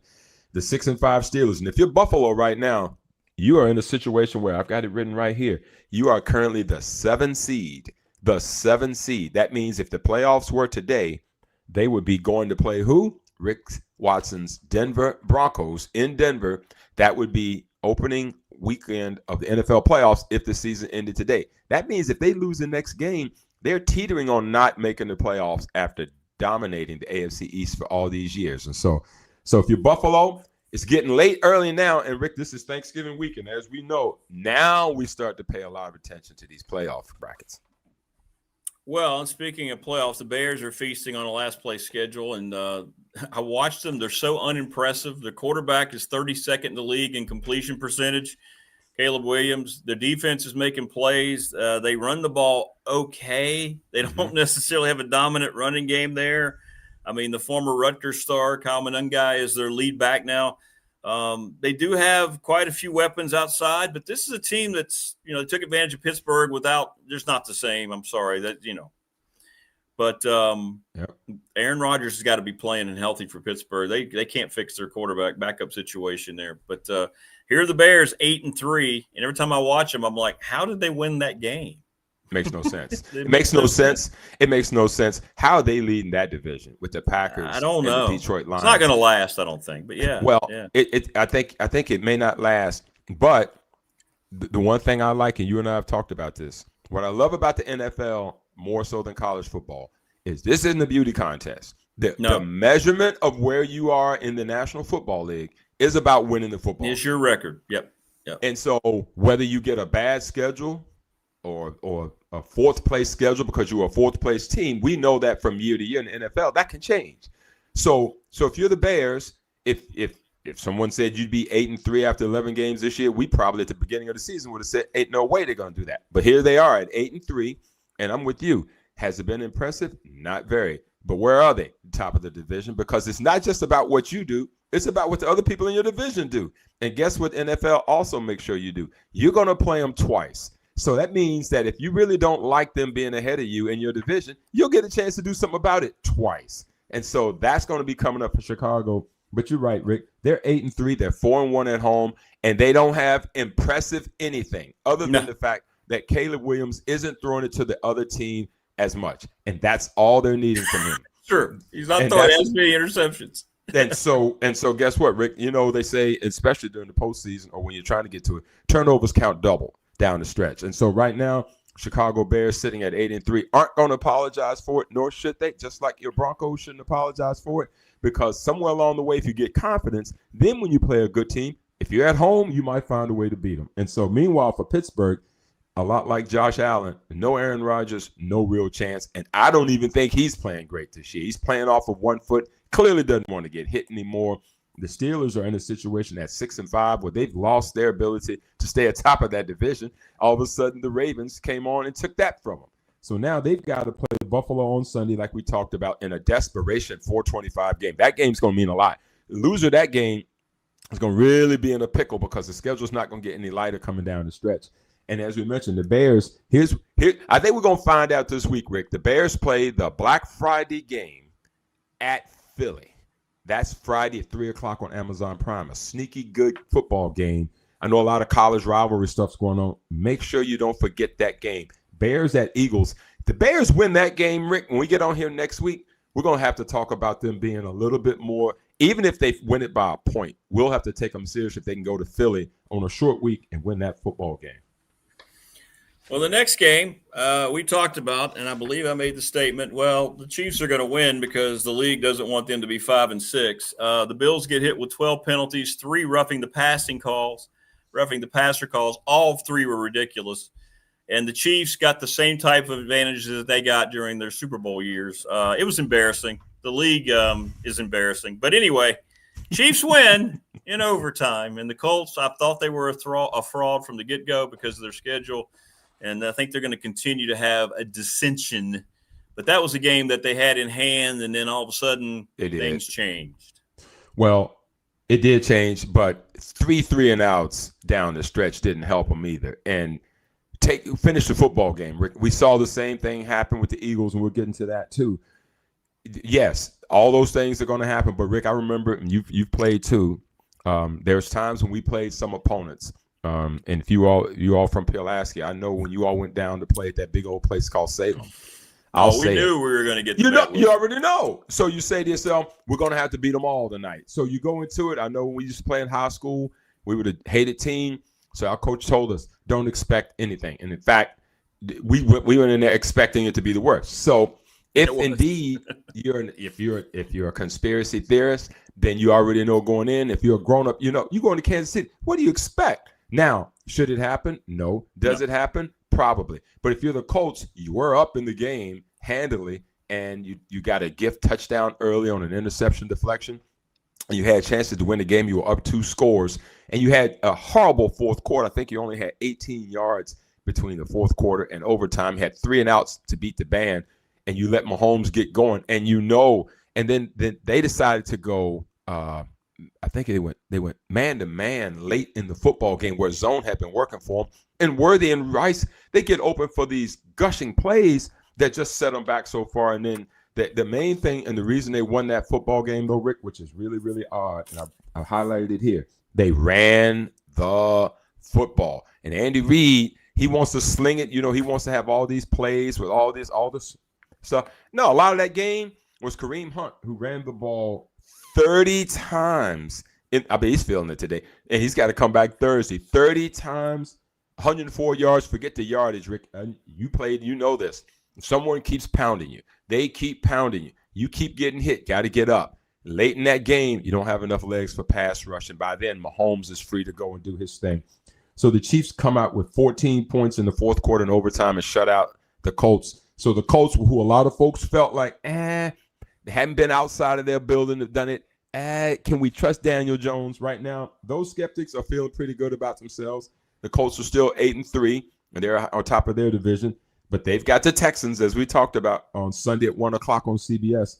And the Chiefs, in probably what will be the highest-rated game, a lot of folks are saying, in the history of the NFL for a regular season game, they play the Cowboys at 4:25 on Sunday on Thanksgiving Day, after all the turkey has settled, brother. So the Cowboys all of a sudden are a threat. Their defense has gotten a lot better. We will see if the Chiefs on a short week can handle Dallas, as Mahomes and his boys, who actually threw for 352 in the game. I don't think he's had a yardage game that high this season.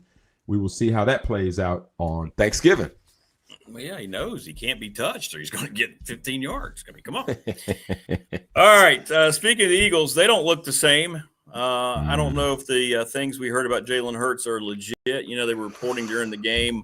And by the way, Tony Romo continues to be the worst analyst on TV. He totally embarrassed himself. He's lost his fastball. He's terrible.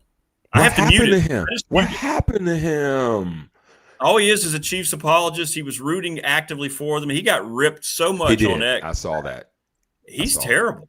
I don't know. It's unlistenable. Yeah, so we can take a second on that. I don't know if he read his own press clippings. He came into this thing. He was like, I think they're going to run this. And his whole stick became, I can predict what the play is based on this. And all of a sudden now he has lost it so much that I think even the people in the know are starting to sense that he is. And they paid him a ton of money out the gate. And so now listen, you can give me a lot of other, you can give me the McCourty guy and Charles Davis. You give me them and I'm straight every week. But he is, they're kind of stuck with it right now. But they're stuck with it. He is for at least terrible. another couple. Mm-hmm. Just terrible. That's right. All right. Cowboys now 21-0. And Dak Prescott, you know what? He put that team on his back in that game. He did. He showed his leadership. He gets knocked a lot. I'm a big fan of Dak's after the way he's handled his personal life. Yep. That's a big win for Dallas. I don't know how far they're going to take this thing, but they made some trades at the deadline that helped that defense, and they look a little different to me. And the Eagles, boy, 21-0 like that on the road. You got to finish by having to finish a game. The defending champs looked very vulnerable on Sunday. Rick, there's something going on. I don't know what it is in Philly. I mean, they've been talking about it when they were winning. They were talking about it when they haven't been winning. I mean, you could see early on they were making plays, and so all was right with the world when you're winning or up in the game. If they can get to their tush push, that's their undefeated play. That's their unstoppable thing. That's their deal. And then all of a sudden they forgot what to do. Dallas made a few adjustments. They decided that Saquon Barkley was not going to get crazy. And listen, as much as we want to go crazy on Jerry Jones, and we know he's P.T. Barnum, the one thing I got to give him credit for is he shored up that run defense with that Quinnen Williams move was solid. And since he's come on board, guys aren't running the ball around as much. They've got some pieces back on defense so they can make some moves. Now, it didn't look great early in the game, but if you think about Dallas early in the game, Dak had an end zone interception. That would have been points.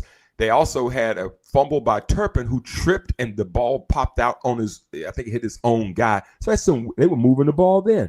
So they had some weird stuff happen, even though the Eagles were putting up points. The defense settled in the second half. And I'm with you, and we've been doing this a couple of years, Rick.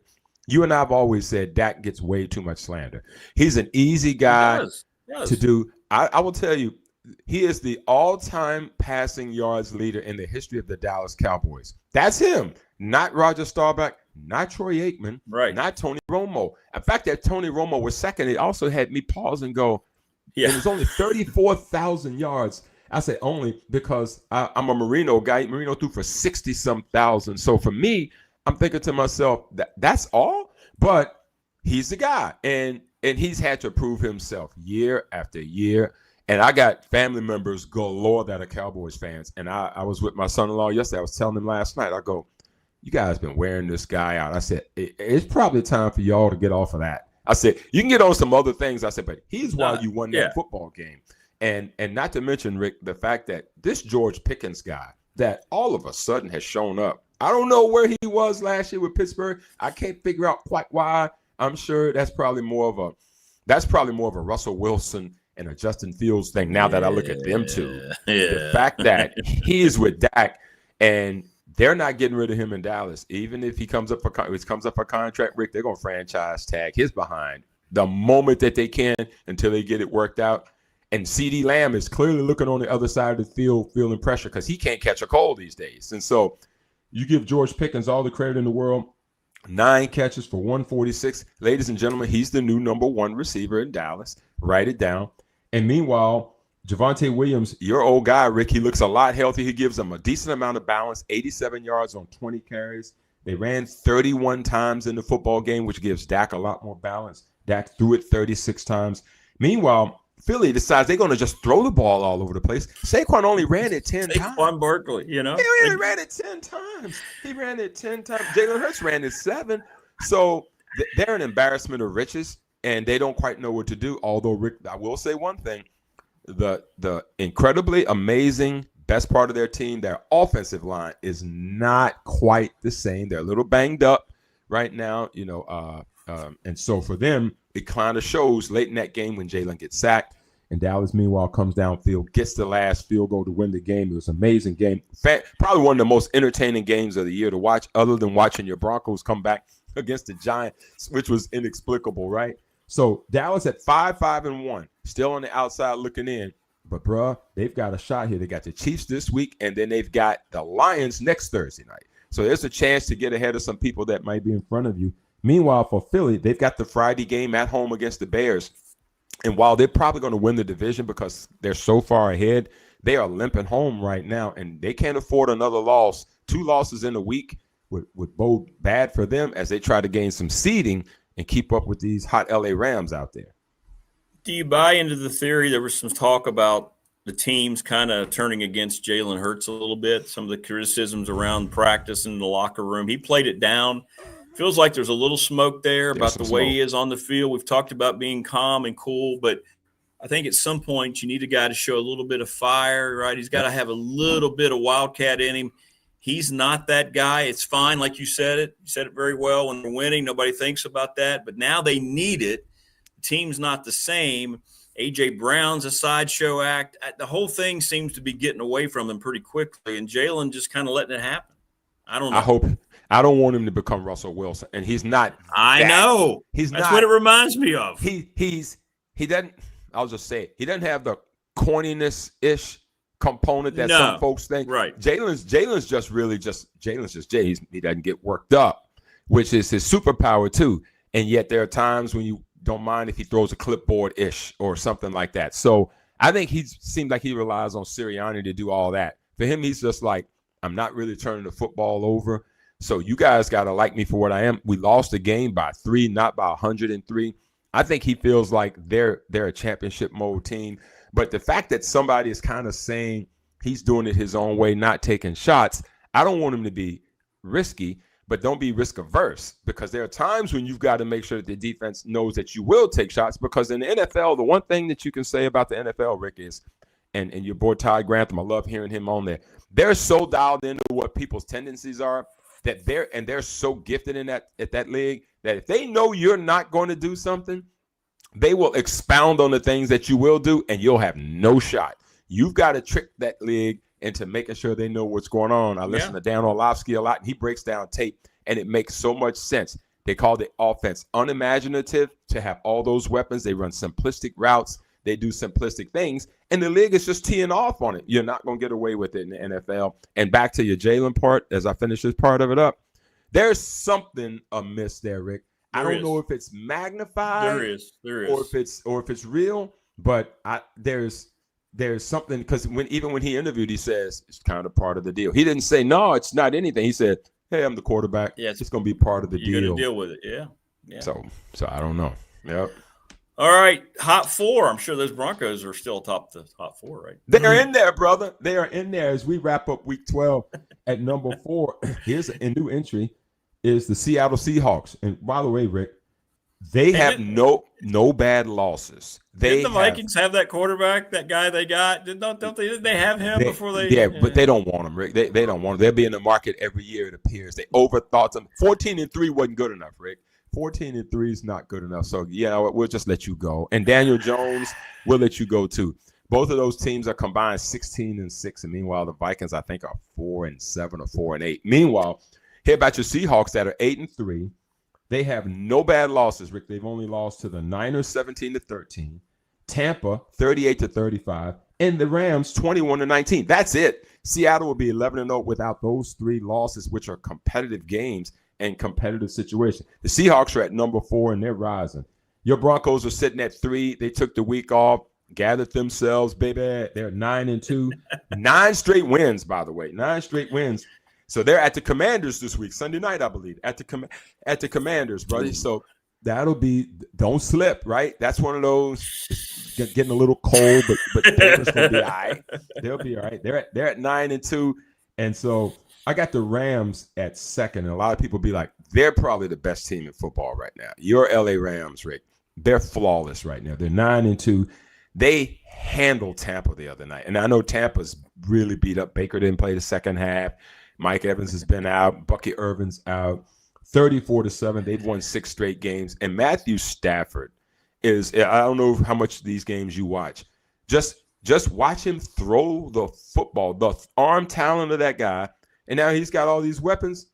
They are just surging right now with your boy, the resurgent Sean McVay, the 2.0 version. Back at it and better than ever. And they are feeling it. I'm working on a Sean McVay impersonation, by the way. I've been working on that. So I'm going to have a Sean McVay impersonation here soon. Oh. Yeah. Oh. Yeah. Shocker. I'm working on. Yeah. He gets me. I like his interviews. He gets me. Yeah. It makes me laugh. He never has a bad day. He certainly doesn't give us one. I can tell you that. And at the top, the Patriots, they're the only team in the league with 10 wins, Rick. I mean, we didn't see 10-2 coming. We didn't see that. We thought they'd be improved. We thought they'd probably be a playoff team. 10 wins out of 12 games. They beat the Bengals 26-20. And here's the interesting part about them. 9 straight wins. They have not had a bye yet. They have played straight through, and they will play again this week. There are no byes this week, Rick. They will play straight through up until this week before they get their first bye of the season. They're at 10-2. So there's the hot 4 after week number 12, brother. Watch out for Seattle and Sam Darnold. When I saw what I like to see, and I know you do too. So he had the bad game the week before, and the media was coming down on him, and people were really, he gave away. And Ernest Jones, who probably owns that locker room, right? He's probably the guy on that team that the veterans and the young guys say this is his locker room. And he gets up there on the podium the next day, and he just rips the media or any kind of lead question that says you're going to put, he goes, where would we be without him? He's our leader. He's our guy. 100%. I'm not going to stand up here. I'm not going to use the language he used. And listen to this. You guys have no idea this is our guy. We're not going to, when I hear that from players, veteran players like that, that's Sam Darnold's team. And that's a team that's going to play hard for him. And they have that much respect. And, yeah, he played bad, and likely his play cost them that game. But you know what? Nobody on the team looked at it that way. Watch out for Seattle because he's got that clubhouse, man, and that's important this time of year. And he had that in Minnesota too, Rick, which is I know. Odd. If you remember, you remember the game last year in Minnesota where he led them to a victory. I can't recall who it was. And they had the interview moment with Sam Darnold, and they just picked him up on their shoulders. Yeah, they picked him up. And they showered him with water. He seemed so humbled by the whole thing. He was like, I'm just trying to get better in the whole bit. So, again, I love – you just nailed it, though, Rick. When locker rooms embrace a guy before the guy's got to defend himself, they're like, bro, we're chalking up to a bad day. It's magnified because it's a quarterback, but we all could have won that football game. And by the way, Rick, still had a kick to win it. I know. After 4 interceptions. That tells you when you can have 4 interceptions in the football game against the Rams and you only lose because a kick doesn't go, that tells you that you're good enough to win when most he's not going to have 4 interceptions again. No. So to your point, they've had 3, like I told you, they've had 3 losses that have been really close to teams with winning records. They probably got the best wins versus losses around opponents that are quality than anybody in NFL. And so you're right. They're going to be heard from. And right now, the problem is with them, they're in that division that's going to eat their own young. You got the Niners who won again. You got the Rams who's not letting up. So they may be the team, the division that gets 3 teams in the playoffs. All right. Well, how are we doing our picks? And what are we looking at here? Let's give the hostess flowers. 5-0, Rick. You were 5-0. Really? My good friend. Yeah. Surprise. You were 5-0. You had the Texans and the Bears. You had the Bears over the Steelers. You and I both had the Packers and the Chiefs and the Rams. And so I was 4-1. My only loss was I had Mike Tomlin's Steelers. I won't make that mistake this week because we're not going to I can tell you that one in advance. So, Rick, after 45 games, we're deadlocked, 25-20. Wow. 25 up, 20 down. So here we go. I needed week that number week. 13, no buys this week. And, Rick, 4 of the 5 games we're going to pick won't be on Sunday. So we're going to start with Thanksgiving Day. All 3 games we're going to pick this week. So the 7-3-1 Packers are at the 7-4 Lions. And the Lions, tough outing against the Giants. They found a way to win. Jahmyr Gibbs going crazy, 200-plus yards. That's the first game on Thursday. Packers at Lions. I'm going to go Lions at home. I'm not sure where they are. They keep wearing horrible uniforms. Just wear the Honolulu blue and the silver, for God's sakes. But anyway, I'm going to go with the Lions at home, but I don't feel good about it at all. I am as well, because as bad as I feel about the Lions, I can't figure out the Packers. No. They're 7-3-1, and they feel like a 3-7-1 team, but they are 7-3-1. Yeah. It's like them. How about them? The Bears and the Lions all feel like their record isn't what it is. Yeah. It feels like it's much worse. But you know Agreed. what? It is what it is. Agreed. Chiefs at the Cowboys, Rick. The 6-5 Chiefs can't afford a loss. Short week at Dallas. Dallas gets both home games because they're Dallas, and Thanksgiving does them right. They're 5-5-1. That's the 4:30 Thursday game. By the way, the first game's not at 12:30 anymore. First game's at 1 o'clock, and then we got the 4:30 game. I don't know why, but that's what the Romo game. Is that the Romo game? What network's that on? The CBS game. It's Oh. Chiefs Cowboys. Yeah. So just Who's got get Mahomes another and piece of your his pumpkin last pie. team? Just mute it. Just get another piece of your pumpkin pie.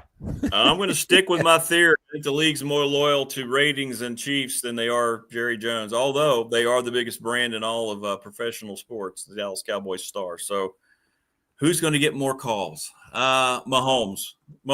Chiefs win because they'll get one or two more calls than Jerry Jones. The conspiracy theorist has spoken. I'm taking the Cowboys. I think the Cowboys are going to get them. I think it's going to drop the Chiefs into 6-6, and then your boys will be set for Sunday night to be able to almost put them to bed. Because if you win and come 9-3, that'll be 3 games ahead of the Chiefs. Have y'all played the Chiefs yet? Yeah, we beat them in Denver last week. That was the big game, the last second field goal by luck. That's right. So now you'll be up 3 games if you win that, plus have that first tiebreaker. So there you go. The 3-8 Bengals at the 6-5 Ravens, a Thursday night game, was set up to be a really good game before the Bengals became 3-8. Although Joe Burrow is saying, I can come back and we can run the table and go 9-8. We might can win this division. So Joe Burrow's probably going to play. That game's in Baltimore, and the Ravens, talking about teams that haven't looked great. I mean, they limped home against the Jets. Not a pretty thing. Baltimore at home on Thursday night. Excuse me. Who do you like? Baltimore at home. I don't like them the too. Oh, yeah. Yeah, I took them too. Even though Jamar Chase is back from Spitgate, so we'll see. We'll see how it goes. Bears and Eagles prepare 8-3 teams. That's the Friday Amazon Prime 3 o'clock game on Friday. 3 o'clock game after you go shopping that morning, brother. I said you'll be out there on Friday morning. You won't catch me dead in the store on Friday morning. What you mean? No, God bless all of them. Eagles at home. I am the same. I got the Eagles too. And then finally, the 7-4 Bills, 6-5 Steelers. That's Sunday, 4:25. I don't know if we'll have Romo for that one too or not, but oh boy, I hope so. Bills and Steelers. Where's it at? 4:25. It's at Pittsburgh. I'm gonna go Pittsburgh. I'm the same. Well, guess what? You and I. Actually, I'm wrong. I did not take Pittsburgh. I took Buffalo. Okay. I took Buffalo. So it's interesting because that's the only game that we are different in this week. All right. So I guess that's how it's supposed to work out. So there you go, brother. That's it for the week. Good stuff. And we will move on and see what happens. That is week number 13. Next week will be the last week of buys, and we will dredge forward, brother. All right. Well, happy Thanksgiving, my friend, to you and your family. And same to you. I can't wait to try Pebbles sweet potato pie at some point. So sweet potato pie coming your way before season's end. You can write it down. All right, brother. Listen, stay safe, man. And we'll see you, I guess, next Wednesday, Southern Miss. I'll be there Wednesday, Southern Miss Wednesday. We'll be there, brother. All right, brother. Take care, man. Good to see you. You too. See you, All brother. right. Good stuff. David Smith joining us here on the program. Glad to have you with us wherever you might be here on this Tuesday. Hope everybody's doing well wherever you might be. As we segue out of one outstanding guest into the other. Joining us now in year 43. There he is. And first of all, Mr. Burnop, happy Thanksgiving, my friend, as you get ready to rock and roll this Thursday, I know. Same to you, Rick. Greetings from the Bahamas, my man. That's right. Yeah, I thought you had a little different look. Tell us about that trip after you got finished with the Miami game on Saturday. And you guys going to have some pretty good competition down there. Yeah, it's going to be fun. Miami game was like, it was one of those tough ones again. And we had Sunday to kind of pack up. We left yesterday morning. Got down here about 6 o'clock last night, and beautiful resort. Looking forward to seeing it in the sunshine today because it's dark when we got here. Yeah. It takes quite a while from the airport to get to the hotel to the resort. But it's a beautiful place. Looking out the window today, it looks nice and clear and on the cloud in the sky. And, so we'll play tomorrow at 5 o'clock playing Colorado State. and they are 4-1 on the season. And then the winner will play either St. Mary's or Wichita State on the next game, and then you'll just move forward from there. So should be fun to see, fun to watch, and it's going to be fun to see Brandon Recksteiner. He plays for Colorado State. That's right. Okie. Yeah, he's shooting the ball pretty well, 50%. He started every game thus far. So he'll be in the starter lineup tomorrow night. And, yeah, it's going to be fun. Good tournament. And, of course, each and every week, Mike Burnop's appearance brought to you by Louise Baker, the Louise Baker team, Long and Foster Realtors, 540-320-0382. Well, let's go back to Saturday, Mike. Again, Tech plays their tails off. Carson Beck had a good game. They protected him. He was able to throw for 4 touchdowns. Tech, though, ran the football against Miami like nobody else has. They did have a breakthrough running the football on Saturday. They did, and I thought that that was an encouraging sign. That was the only way they had a chance to win because the yards were tough against Miami. They were third in the nation, only giving up 81 yards a game. And the Hokies had good success running the football, but they just couldn't get over the hump. Made some costly penalties. That inadvertent whistle was crazy. When you take away a first down on a great play that Drones made, throwing the football, and his knee wasn't even close to being down. I mean, it's like to see stuff like that happen. And it should be reviewable. If you make a mistake like that, go back and fix it. I don't understand that kind of stuff. So, that was one of those things. It was tough. And then, the Hokies called timeout at the end of the game. And that's how Miami got that cheap touchdown at the end, which, if you're going to call timeout, it opens you up to the other team just trying to score. And they did. Beck hit a nice play with Tony at the end of the game to make that score a lot worse than what it really was. And, that kid's going to be a handful now. You talk about a true freshman. Oh, I know. Ooh, that dude is something special. They get him the ball all kinds of ways, and he was a handful to try to keep down. And, you couldn't get pressure on Beck, which made it really, really difficult too. Well, and you're right. That kid's going to earn. They better get the NIL checks ready for that guy. He's going to have a lot of suitors. Yeah, he's quick and he's fast. They use him in all kinds of ways, jet sweeps and running the football in the slot and receiving. I mean, he's everywhere. So he's a good little player. Well, one more game before the James Franklin era officially kicks in, and why not go to Charlottesville and play the role of spoiler? I know everybody on that team would love, the guys who are out of eligibility would love to end their career, right, knocking UVA out of the ACC championship. And, this has been a series. Tech's had really good teams. Some teams not so good. Hasn't mattered. This has been their series. So we'll see what happens on Saturday, man. What do you think, Tech going down to Charlottesville? Well, first of all, I was kind of surprised it was a night game. I know. And that, but Hokies have had too many night games this year. It's kind of weird how that's worked out. And in Miami, they play that game at noon, which I don't understand how they come up with these scenarios. But nevertheless, so they're going to play there, and they got a chance to get them and spoil their season for sure. I think in the back of your mind, if you're UVA, you got to think, why do we have so much trouble beating Virginia Tech? And they've had some bad teams, and we've had some better teams and can't beat them. But this will be their best chance, clearly, because they're good. They're 9-2. And, Chandler Morse is a good quarterback, really good quarterback, dual threat. They got a good running game. Their defense is solid. I think the Hokies have played a tougher schedule. But, you kind of throw the records out the window, they say, so to speak, and we'll see what happens up there. I know they'll play inspired football and give it their best shot, and see what happens. I just keep thinking back to that, the game J.C. Price when he lit up the cigar, and Tech wasn't supposed to go down there and beat Brennan Armstrong and that group, right? It was just supposed to be, and they walked off, and how much pride they felt, man. It would be such a reward for Philip Montgomery and the job that he has done, as the interim head coach. They can pull that thing off. Yeah, it really would be. And he's done such a remarkable job in some tough circumstances. And it'll be his last game as a Hokie coach. And we'll see what happens. I know he'll get them fired up. This is kind of the week here that it's kind of the NFL week, right? There's no class and teams. Yeah. Football all week, right? You can do everything. It's all football all week, just like what the NFL is like every week. And so they can go in there and watch extra film and try to come up with a great game plan and see what happens. Hopefully a couple of those guys that got banged up will be okay. And we'll see what happens with that, because I know Hawkins left the game with a banged up shoulder a little bit. And I know Drones left. I think he got a bloody lip or something. And you just hope you got all your weapons to be able to use against a really good team. Mike Burnop joining us on the program. Thanks to Louise Baker, the Louise Baker team, Long and Foster. She dropped off her calendars yesterday. She does a great job with those. Those are always outstanding, as everything else that Louise does. And she's excited about basketball, about football. Is there a truer Hokie fan that you know than Louise Baker? Yeah, she's awesome. I don't know if she went to the press conference when they announced James Franklin the other day. There were so many people there. I couldn't tell if she was there or not, but what an unbelievable reception that was. And yeah, we love Louise. She's been fantastic, and I need to get one of those calendars myself to keep up with what's happening around there. But yeah, they're cool. She's a great Hokie. She's been awesome through the years, and we love Louise on everything she's all about.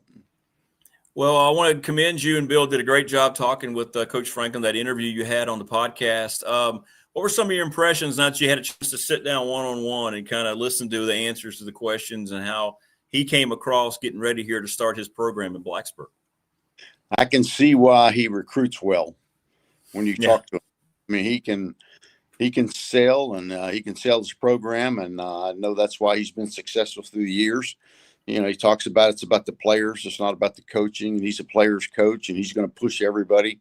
He's going to push his staff. He's going to push everybody. The math teacher, he talked about pushing the math teacher that went to Virginia Tech to push, would-be student athlete to think about Virginia Tech and keep them on the list. And he talked about all that stuff. And so it's going to be fun to watch. I think he's going to be great. There were so many recruits here. There were 4-star recruits here for the game.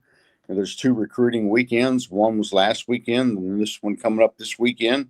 I know they're going to have a bunch of kids here. And then signing day will come up the next week. So we'll see how that unfolds. I know he's going to do a great job in that regard. And then obviously the portal will open up. He'll have a chance to evaluate this current team. He's going to evaluate the coaching staff to see who he may keep and all things around the program. And then we'll see what happens going on from there. But I know he's going to assemble a great staff, and he talked about nobody's going to work harder than he is, and his family will. And he says he has no hobbies.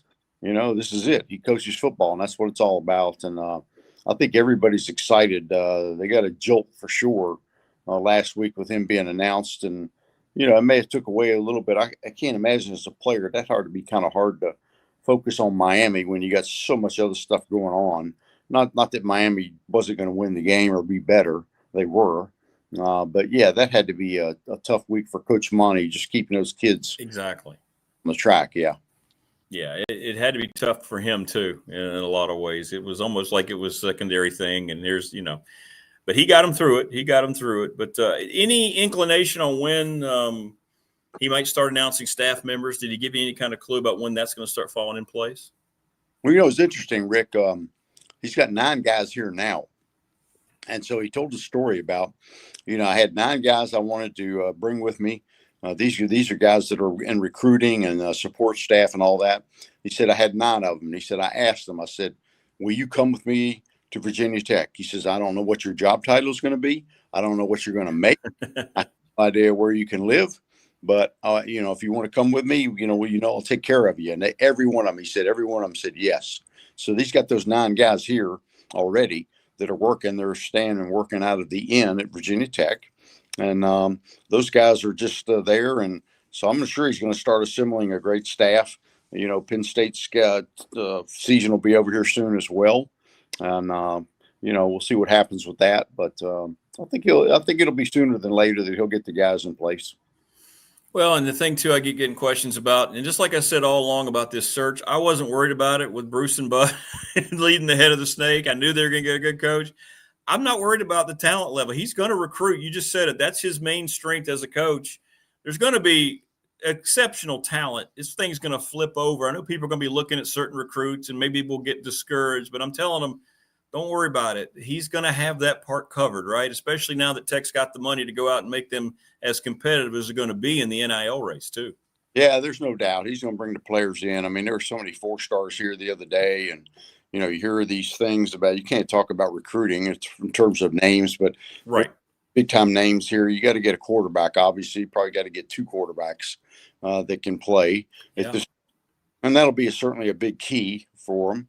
And moving forward, he's going to find out who on this team now that he may want to keep. Jeffrey Overton showed that he's he's all about. He had a great run. I think he's going to be a terrific player, and Hawkins has got another year of eligibility. So you may have two pretty good running backs right there. But I know there were some other quality running backs on the sideline this past Saturday. So, yeah, you got to get the skilled players and get some guys in here that can play, some big linemen and whatnot, and replace the seniors that you have, especially on that defensive line, and see what happens. But I don't think there's any doubt he'll get a high-quality kid in here, and he'll be able to coach him up for sure. Mike, any inclination on which way? I'm getting a lot of questions for you about this on the text line, so I'm just going to ask you what Phil Montgomery is going to do. He kind of left it open a little bit about Pop Watson maybe playing more this weekend. Have you heard anything about a change there at quarterback going into the UVA game at all? No, and I haven't been in town, so we left yesterday. But he's having a press conference today after practice, and then we'll see what he says about that. I think if Drones is okay, he'll definitely start. Maybe Pop will get some reps. I don't know. We'll just have to wait and see. I mean, I think you saw the good and the bad of Pop, right? I mean, he came in his first play after sitting for 3 hours on a bench and makes a great throw to Aiden Green. That was a perfect pass. But then you saw the other side of him where he's scrambling around and he got a little loose and careless with the football. Yep. And gave Miami great field position there to get that last score. So, it's kind of a mix and match. But, Pop's got some talent clearly. I don't know what the thought process is there. We'll have to just wait and see if Drones is available and how healthy he is. Well, looking at the league overall, Mike, what a crazy weekend, huh? Pitt continues their resurgence going to Georgia Tech. I mean, he jumped out 28-0. That was unbelievable. They hung on the win. Miami getting the win in Blacksburg. I mean, is it going to be this SMU team that's also having a resurgence? I mean, you talk about a scramble toward the end. Well, here we are last weekend, and really nothing has been solved in the conference. That's what I keep saying, Rick. This league is wide open. It's crazy. I mean, who would have thought that Pitt would have come down there after looking so bad against Notre Dame and laying an egg there, that they would go down there and get out to a 28-0 lead against Haynes King and Georgia Tech and a sold-out crowd in Atlanta. I mean, they just dominated that game early on. And then when Georgia Tech tried to come back, they seemed like they had an answer. And that quarterback for Pitt, that freshman's pretty good, very talented. And that was kind of a surprise a little bit. And, who knows? SMU's been playing good all year, especially at home. So I think they'll win the game this weekend. And so it's up to the Hokies to try to be a spoiler and, see what happens with the rest of the mix. Miami, I think, still on the outside looking in on the playoff. So we'll have to see what happens. It's going to be interesting to see. But, again, moving forward, I just think this thing's wide open. And, I thought for Georgia Tech, that was one of the things, kind of what goes around comes around. They were lucky to beat Wake Forest. Had the call been made on that offsides, they would already have the loss and been out of it anyway. So, they kind of got their due there. So we'll see what happens. It's going to be fun to watch this weekend. There'll be some good games in all the conferences, all these conference games. South Carolina and Clemson, that's a big one for both coaches. Yeah. I wouldn't be shocked if Dabo Swinney didn't leave, go somewhere else and take one of those high-profile jobs. He might have that attitude, hey, if you don't appreciate what we've done here, I'll just go somewhere else and win. That seems to be legitimate. So does Kalen DeBoer and his interest in Penn State. That keeps growing momentum from people I'm hearing from that say this is legit. He might want to leave Alabama. Dabo is legit. He's thinking, I mean, wouldn't that be wild to see those two guys going to other power conferences? That would be bizarre. It could happen. Yeah, it could happen. And who knows what Ole Miss is going to do with Lane Kiffin. That thing's been like a Lashad, to say the least. So, yeah, I think the decision is going to be made on Saturday for that after they play the Egg Bowl against Mississippi State. So that's going to be fun to watch, too, see what happens with him. Well, let's talk a little bit more hoops, Mike, before we let you go, and appreciate you jumping on from the Bahamas. You got a lot of work out there, a lot of games coming up. But Mike Young's team in pretty good shape heading into this. This is one of those events, though, like he told us here on the show, he wants to make a statement. Every game is so important. He knows everybody's watching this time of year because a lot of times people forget about these games this time of year, but we know how important they are. That's when they go back and they nitpick on you if you let one get away from you. So he's on a mission in the Bahamas, isn't he? Yeah, he is. He told the team last night after dinner. We had a nice dinner last night, and he said, hey, let's be 1-0 Wednesday. Let's concentrate, get back in your rooms, get some rest, and we'll have practice tomorrow. We'll get into the arena a little bit and see what it's all about. Being these ballrooms, you know how it is in casinos and all that sort of stuff. It's a little different, so they'll get a feel for that today. No, but yeah, they are. And, it's kind of different because you've been playing, one game and you take 3 or 4 or 5 days off, right? And now you got 3 games in 3 days. This is like a tournament. And the competition gets better every day. There's some good teams on the other side of that bracket as well. You got VCU and whatnot. And so it's going to be fun to see how they play. And obviously for us, they need to win that first game because we got to get back to Charlottesville. And that's true. And that bracket, the way it works out, if you're in the winners bracket, you're going to play earlier on Friday, and we got to hightail out of here because the team back until Saturday morning, and so we can't fly back with the team. We got to go commercial, so that's always interesting. But I think it's going to be fun to watch. This team's got some good players. They just they lost to Denver just the other night, last Friday, which was their only loss on the season. So I'm not sure how good they are, Colorado State. We'll just have to wait and see. We know about Rex Steiner and that sort of thing, but he's had the same 5 starting guys every year. They went to the NCAA tournament last year. I'm not sure how many of their players are back, but everybody this time of year with the portal has different teams. So you just got to adjust on the fly. But I do know this, that, Hansberry is going to be an important part of the piece of this puzzle. He didn't play the other day, and he's a big part of it because, Doran got in foul trouble, and Gerdak had to play a lot of minutes in that game and showed up, and Coach called him the MVP of the game. But they need Hansberry in there for sure to be able to come through and win this thing. And Colorado State's got that. They're a very physical team, very physical program, usually big guys, right? A little bit of an attitude down there. So this will be a different type of team that Tech has seen so far in that regard too. So that's why these tests are so crucial to development, especially now, as you mentioned, the rosters are changing so much every year, right? Each personality every year is going to be different. Yeah, they are, and they are big and physical. They got a 6'9" guy in Jorgensen coming off a game. I think he had a career high 29 points, and they got a 6'10" guy in Booth. He's a really good player, and Rex Steiner, of course. They got another 6'6" guy that's a senior that's a good player. 4 guys averaging double figures. I mean, I think there'll be a good test for them for sure. And but the Hokies, I think, are capable. They got guys that can score. Seem like every night somebody different maybe leads them in scoring. And when you got Neo, that 6'9" point guard, man, he is just so good handling the basketball and shooting and scoring. And just watching him practice yesterday before we left, I mean, he was draining 3 after 3. It just gets more and more comfortable, it seems like, with every practice. Yeah, well, it's going to be fun to watch. This is an important week for Mike Young's team. Tech fan, if you're watching, watch those games and just watch them play and see how they're going to develop whatever personality traits that are going to show up after this. Again, Mike Burnop's appearance brought to you by Louise Baker, the Louise Baker team, Long and Foster Realtors, 540-320-0382. And I'm telling you what, Mike, if she were in the Bahamas with you right now, she'd be selling some houses. I did see some sales signs out here on some properties, and I thought, I wonder what that's worth and what that's worth. When you're riding a bus, you're driving on the wrong side of the street. It's kind of weird. It's a different place. It's so funny because some of the cars, the steering wheel's on the right side, and some of the cars, the steering wheel's on the left side. but everybody's on the opposite side of the street. So I can see. I'm just glad Bill Ross is not here in a rental car because that would be trouble. You would never get anywhere. We did that one time, and it was like, oh my gosh, we're gonna have a wreck and get killed. I know your Thanksgiving's a little different this year being on the road, but what's your go-to, Mike? We've been talking about pie. What's Mike Burnop's ideal when he sits down for that first plate of Thanksgiving dinner? Obviously the turkey. I love the white meat, the turkey breast. I love that.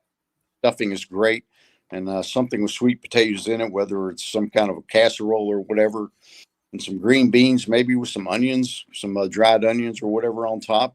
And I love pecan pie. I'm not as big on pumpkin pie as I am on pecan pie. Pecan pie with a little ice cream on top. To top it off, that would be fantastic. Oh, that's pretty good, man. Not a lot of L's in that lineup. Absolutely. And you guys are around this for Thanksgiving? Yeah, we are actually. It's going to work out this year to where we are. We play one of those D3 games on the Saturday after, but yeah, we're not traveling. One of the first years I haven't traveled on Thanksgiving in many years. So yeah, we will be home this year. Well, that'd be home, yeah. And this will be big for NCAA tournament stuff down at the end of the year when you go back and look at these 3 games. They got that good win over Providence at overtime. I think that'll bode well for them. And then these 3 games here will be a key in terms what happens at the end of the year. Do you get in the NCAA tournament or not? So, yeah, it's a big week for the Hokies for sure. And then they got to turn around, Rick, and come right back. And Monday, they got to leave and go to South Carolina and play South Carolina in that SEC Big Ten Challenge or ACC SEC Challenge. Well, it's the crazy time of year, man. And then conference play comes after that, comes at you fast. There's no doubt. And the ACC is off to a good start in these non-conference games. And Mike, listen, man, have a great Thanksgiving and get 3 wins and bring them back with you before you head to Charlottesville this weekend. Well, it'd be nice to have a clean sweep and get about 4 wins, wouldn't it? Yeah. Well, you're good about that. So we'll see. What happened? Cranking off on the right foot, and I really look forward to working with him. I think he's going to be fantastic and do great things. All right, man. Well, listen, my best to you. Give Coach my best, and stay safe, my friend. Safe journeys. Same to you. Happy Thanksgiving to all the listeners out there, and especially Louise. We appreciate everything she does, and y'all have a great Thanksgiving. All right, brother. We'll be listening to you and Zach, brother. Take care, man. Stay safe. See you, Zach. See you. Right. See you. There you go. Mike Burnop joins. Great stuff from Mike. That's a pretty good plate for Mike Burnop right there, right? That was good. That was good. Good stuff. Pecan pie for Mike. He didn't say sweet potato pie, but he did say sweet potatoes in a casserole or something. He didn't mention pumpkin pie. I'm just going to take the L on that one. You know, I'm a pumpkin pie guy, but I'm going to lose that battle. Apparently, I've lost that battle. I get it. To each their own. It is what it is. But it is a big week. And what Mike just said, it's what Mike Young said here on the show. He's not, okay, we're not worried about developing. I know I have a good team. We got to win games. I liked it. I liked the brutal honesty that Mike Young had with us. Let's win games because these games are going to be looked at. Mike just said it. Mike Young knows. He's been burned in the past. He's seen how these decisions go. They go back to November. What did you do against a certain team? Might end up winning their conference, winning a certain amount of games. Oh, you didn't take advantage of that. And then they try to knock you out. So knock you out of the tournament. So he's got a good focus, and he knows he's got a good team. And I think it's going to be a fun trip in the Bahamas for the Hokies. Sweet potato casserole. Mike's getting a lot of love here in the chat for sweet potato casserole. Zach says, what's your ACC championship game? I don't know, man. Because I really think Tech can beat UVA. I really do. SMU's in a good spot at home. And then we'll see. We'll see. You would think UVA and SMU, but I'm not sold on this UVA Tech game from a UVA perspective. Paul says, I'm on anything that ends in pie. Yeah, is there a wrong answer after pie? Fill in the gaps. It's pie. SMU at Pitt, Prometheus says. Okay. That's fair. That'd be a really good game. Who saw that coming right before the year started? How about the Pitt Panthers? TLB says, my mom's ambrosia salad bumps all Thanksgiving desserts. All right, TLB, enlighten us. What is ambrosia salad? I'm unaware. What all is in that? Because you got the word salad in there, so I'm immediately going to push against it. I don't like salad being mentioned in my Thanksgiving stuff. So what do we got? Yeah, the Pitt quarterback change has been huge. Mike talked about it. That changed things. It did. And they're good. They're playing really well right now. Give Narduzzi some credit. He's done it a long time. He had a feel for that position and that team, and they've adapted to it. You put the right quarterback team like that, then watch out. There better be meat in that salad. Yeah, I want to hear about this ambrosia salad. I trust you, TLB, but let me hear what you got. This could be a fun week for Tech athletics this week. Colorado State tomorrow, Bahamas, 3 games, and then you got Virginia, and we'll see. And then the James Franklin era officially will kick in. Yeah, Pitt going back to their traditional unis. They're a little different than the Tony Dorsett, Dan Marino era, Hugh Green, and all those cats. But yeah, they lost a stray when they went to that old gold and lost the yellow gold and lost the Pitt logo. Remember they put the cat on the helmet? That's not Pitt football. They do look a lot better. They do. I'm still waiting on the ambrosia salad description. Maybe it takes a little while to type that out. Okay, now Steven's saying, what is ambrosia salad? All right. Our McClellan Chiropractic chat room blowing up about ambrosia salad. All right, here we go. Ambrosia salad. Classic American. Oh, it's fruit salad. Okay. Well, my mom used to make fruit salad. Pineapple, mandarin oranges, marshmallows, and coconut. It's often mixed with a creamy dressing made from whipped cream, sour cream, and yogurt. Can also feature other ingredients like cherries, nuts, or bananas. The salad is usually chilled before serving to allow the flavors to meld. All right. And here's TLB. Yeah, he's got, his is drained fruit cocktail, mini marshmallows, crushed pecans, Burnop's in. There's the coconut in a sweet, creamy dressing. Okay. Probably not for me, but okay.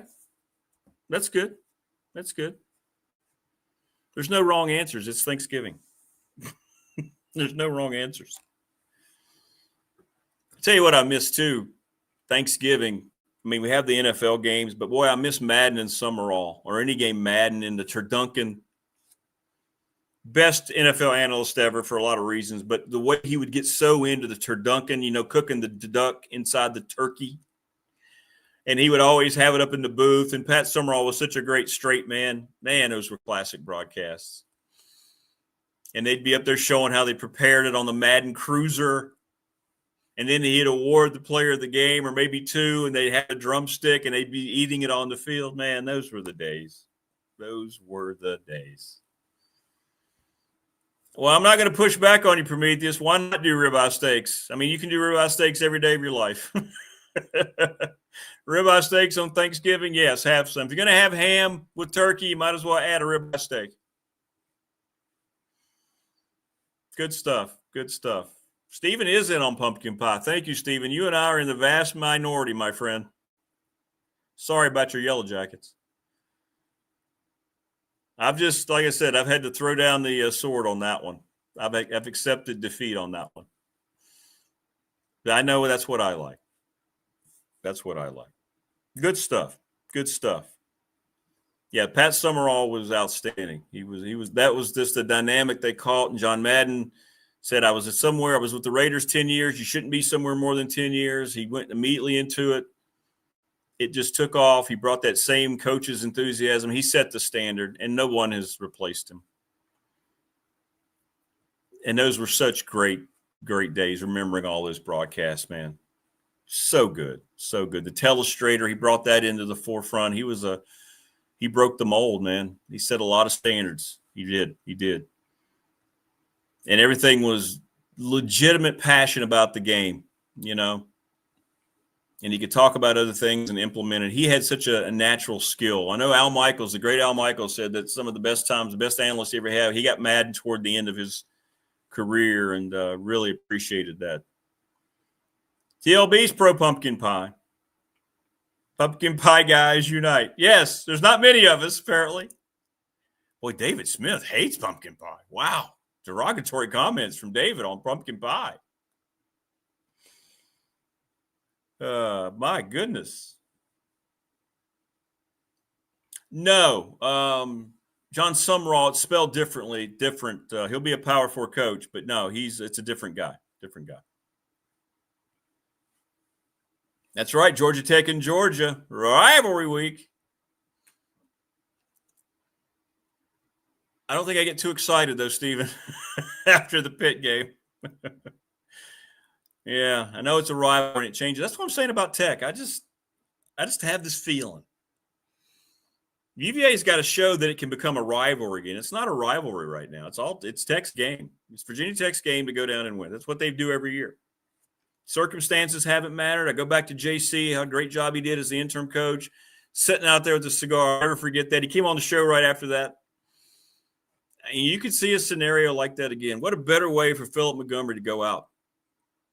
And whatever he does next, I hope he has great success. He's been terrific, an ambassador for the whole program in the school. And Mike said, and I talked about this earlier in the week, it had to be a tough week last week for Philip Montgomery. I got a little pushback from people, but no, I know he's a professional, but you're seeing this other guy celebrate, and all of a sudden your program, you've worked your tail off, man. And you kept those guys focused. He's done a hell of a job. And it had to be Mike said it. It's distracting the players. It's distracting the coach, and he handled as best as he could. I think some of that frustration came out. Didn't help that he had the poorest officiated game, and that's saying something from the ACC. Some of the just horrible calls in that game. But watch out for that game Saturday, man. Being a night game. We'll see.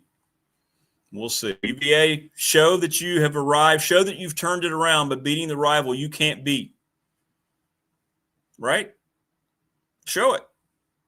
If you're that team, if Tony Elliott's really turned things around, you beat Tech, who's won 3 games, right? If you can't, well, there you go. Come on, people. Squanto brought pumpkin pie to the very first Thanksgiving at Plymouth Rock. Dissing that is treasonous. Is that true? Who the hell was Squanto? Jimmy says UVA will cover the spread, but Virginia Tech won't win. Been a great season. It has been a great season, but they've been up and down. It caught up with Georgia Tech. Might catch up with the Cavs. All right. That's going to do it for us here today. Thanks to all of our great guests. Awesome stuff. Again, thoughts out to Brian Siegel from the Boundary Corner. Just lost his father. Brian, we're thinking about you, man.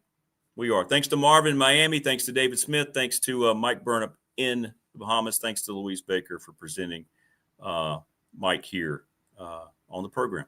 Hope everybody has a terrific rest of your Tuesday. Thank you for making the day better. And be sure to like, subscribe, and share the channel. We're getting there to 1,000. It's hard to believe. We're getting closer here in 3 months. Thank you for all the support. If you want a T-shirt, reach out to me. Give me a yell. They're $20 if I can get it to you in person, $30 if shipped. Just DM me, Rick Watson or Big Dog Sports Talk. You make every day special. Thanks to everybody. Appreciate it. And we'll see you tomorrow on the Hump Day Wednesday edition. We'll slide over together. Take care, everybody.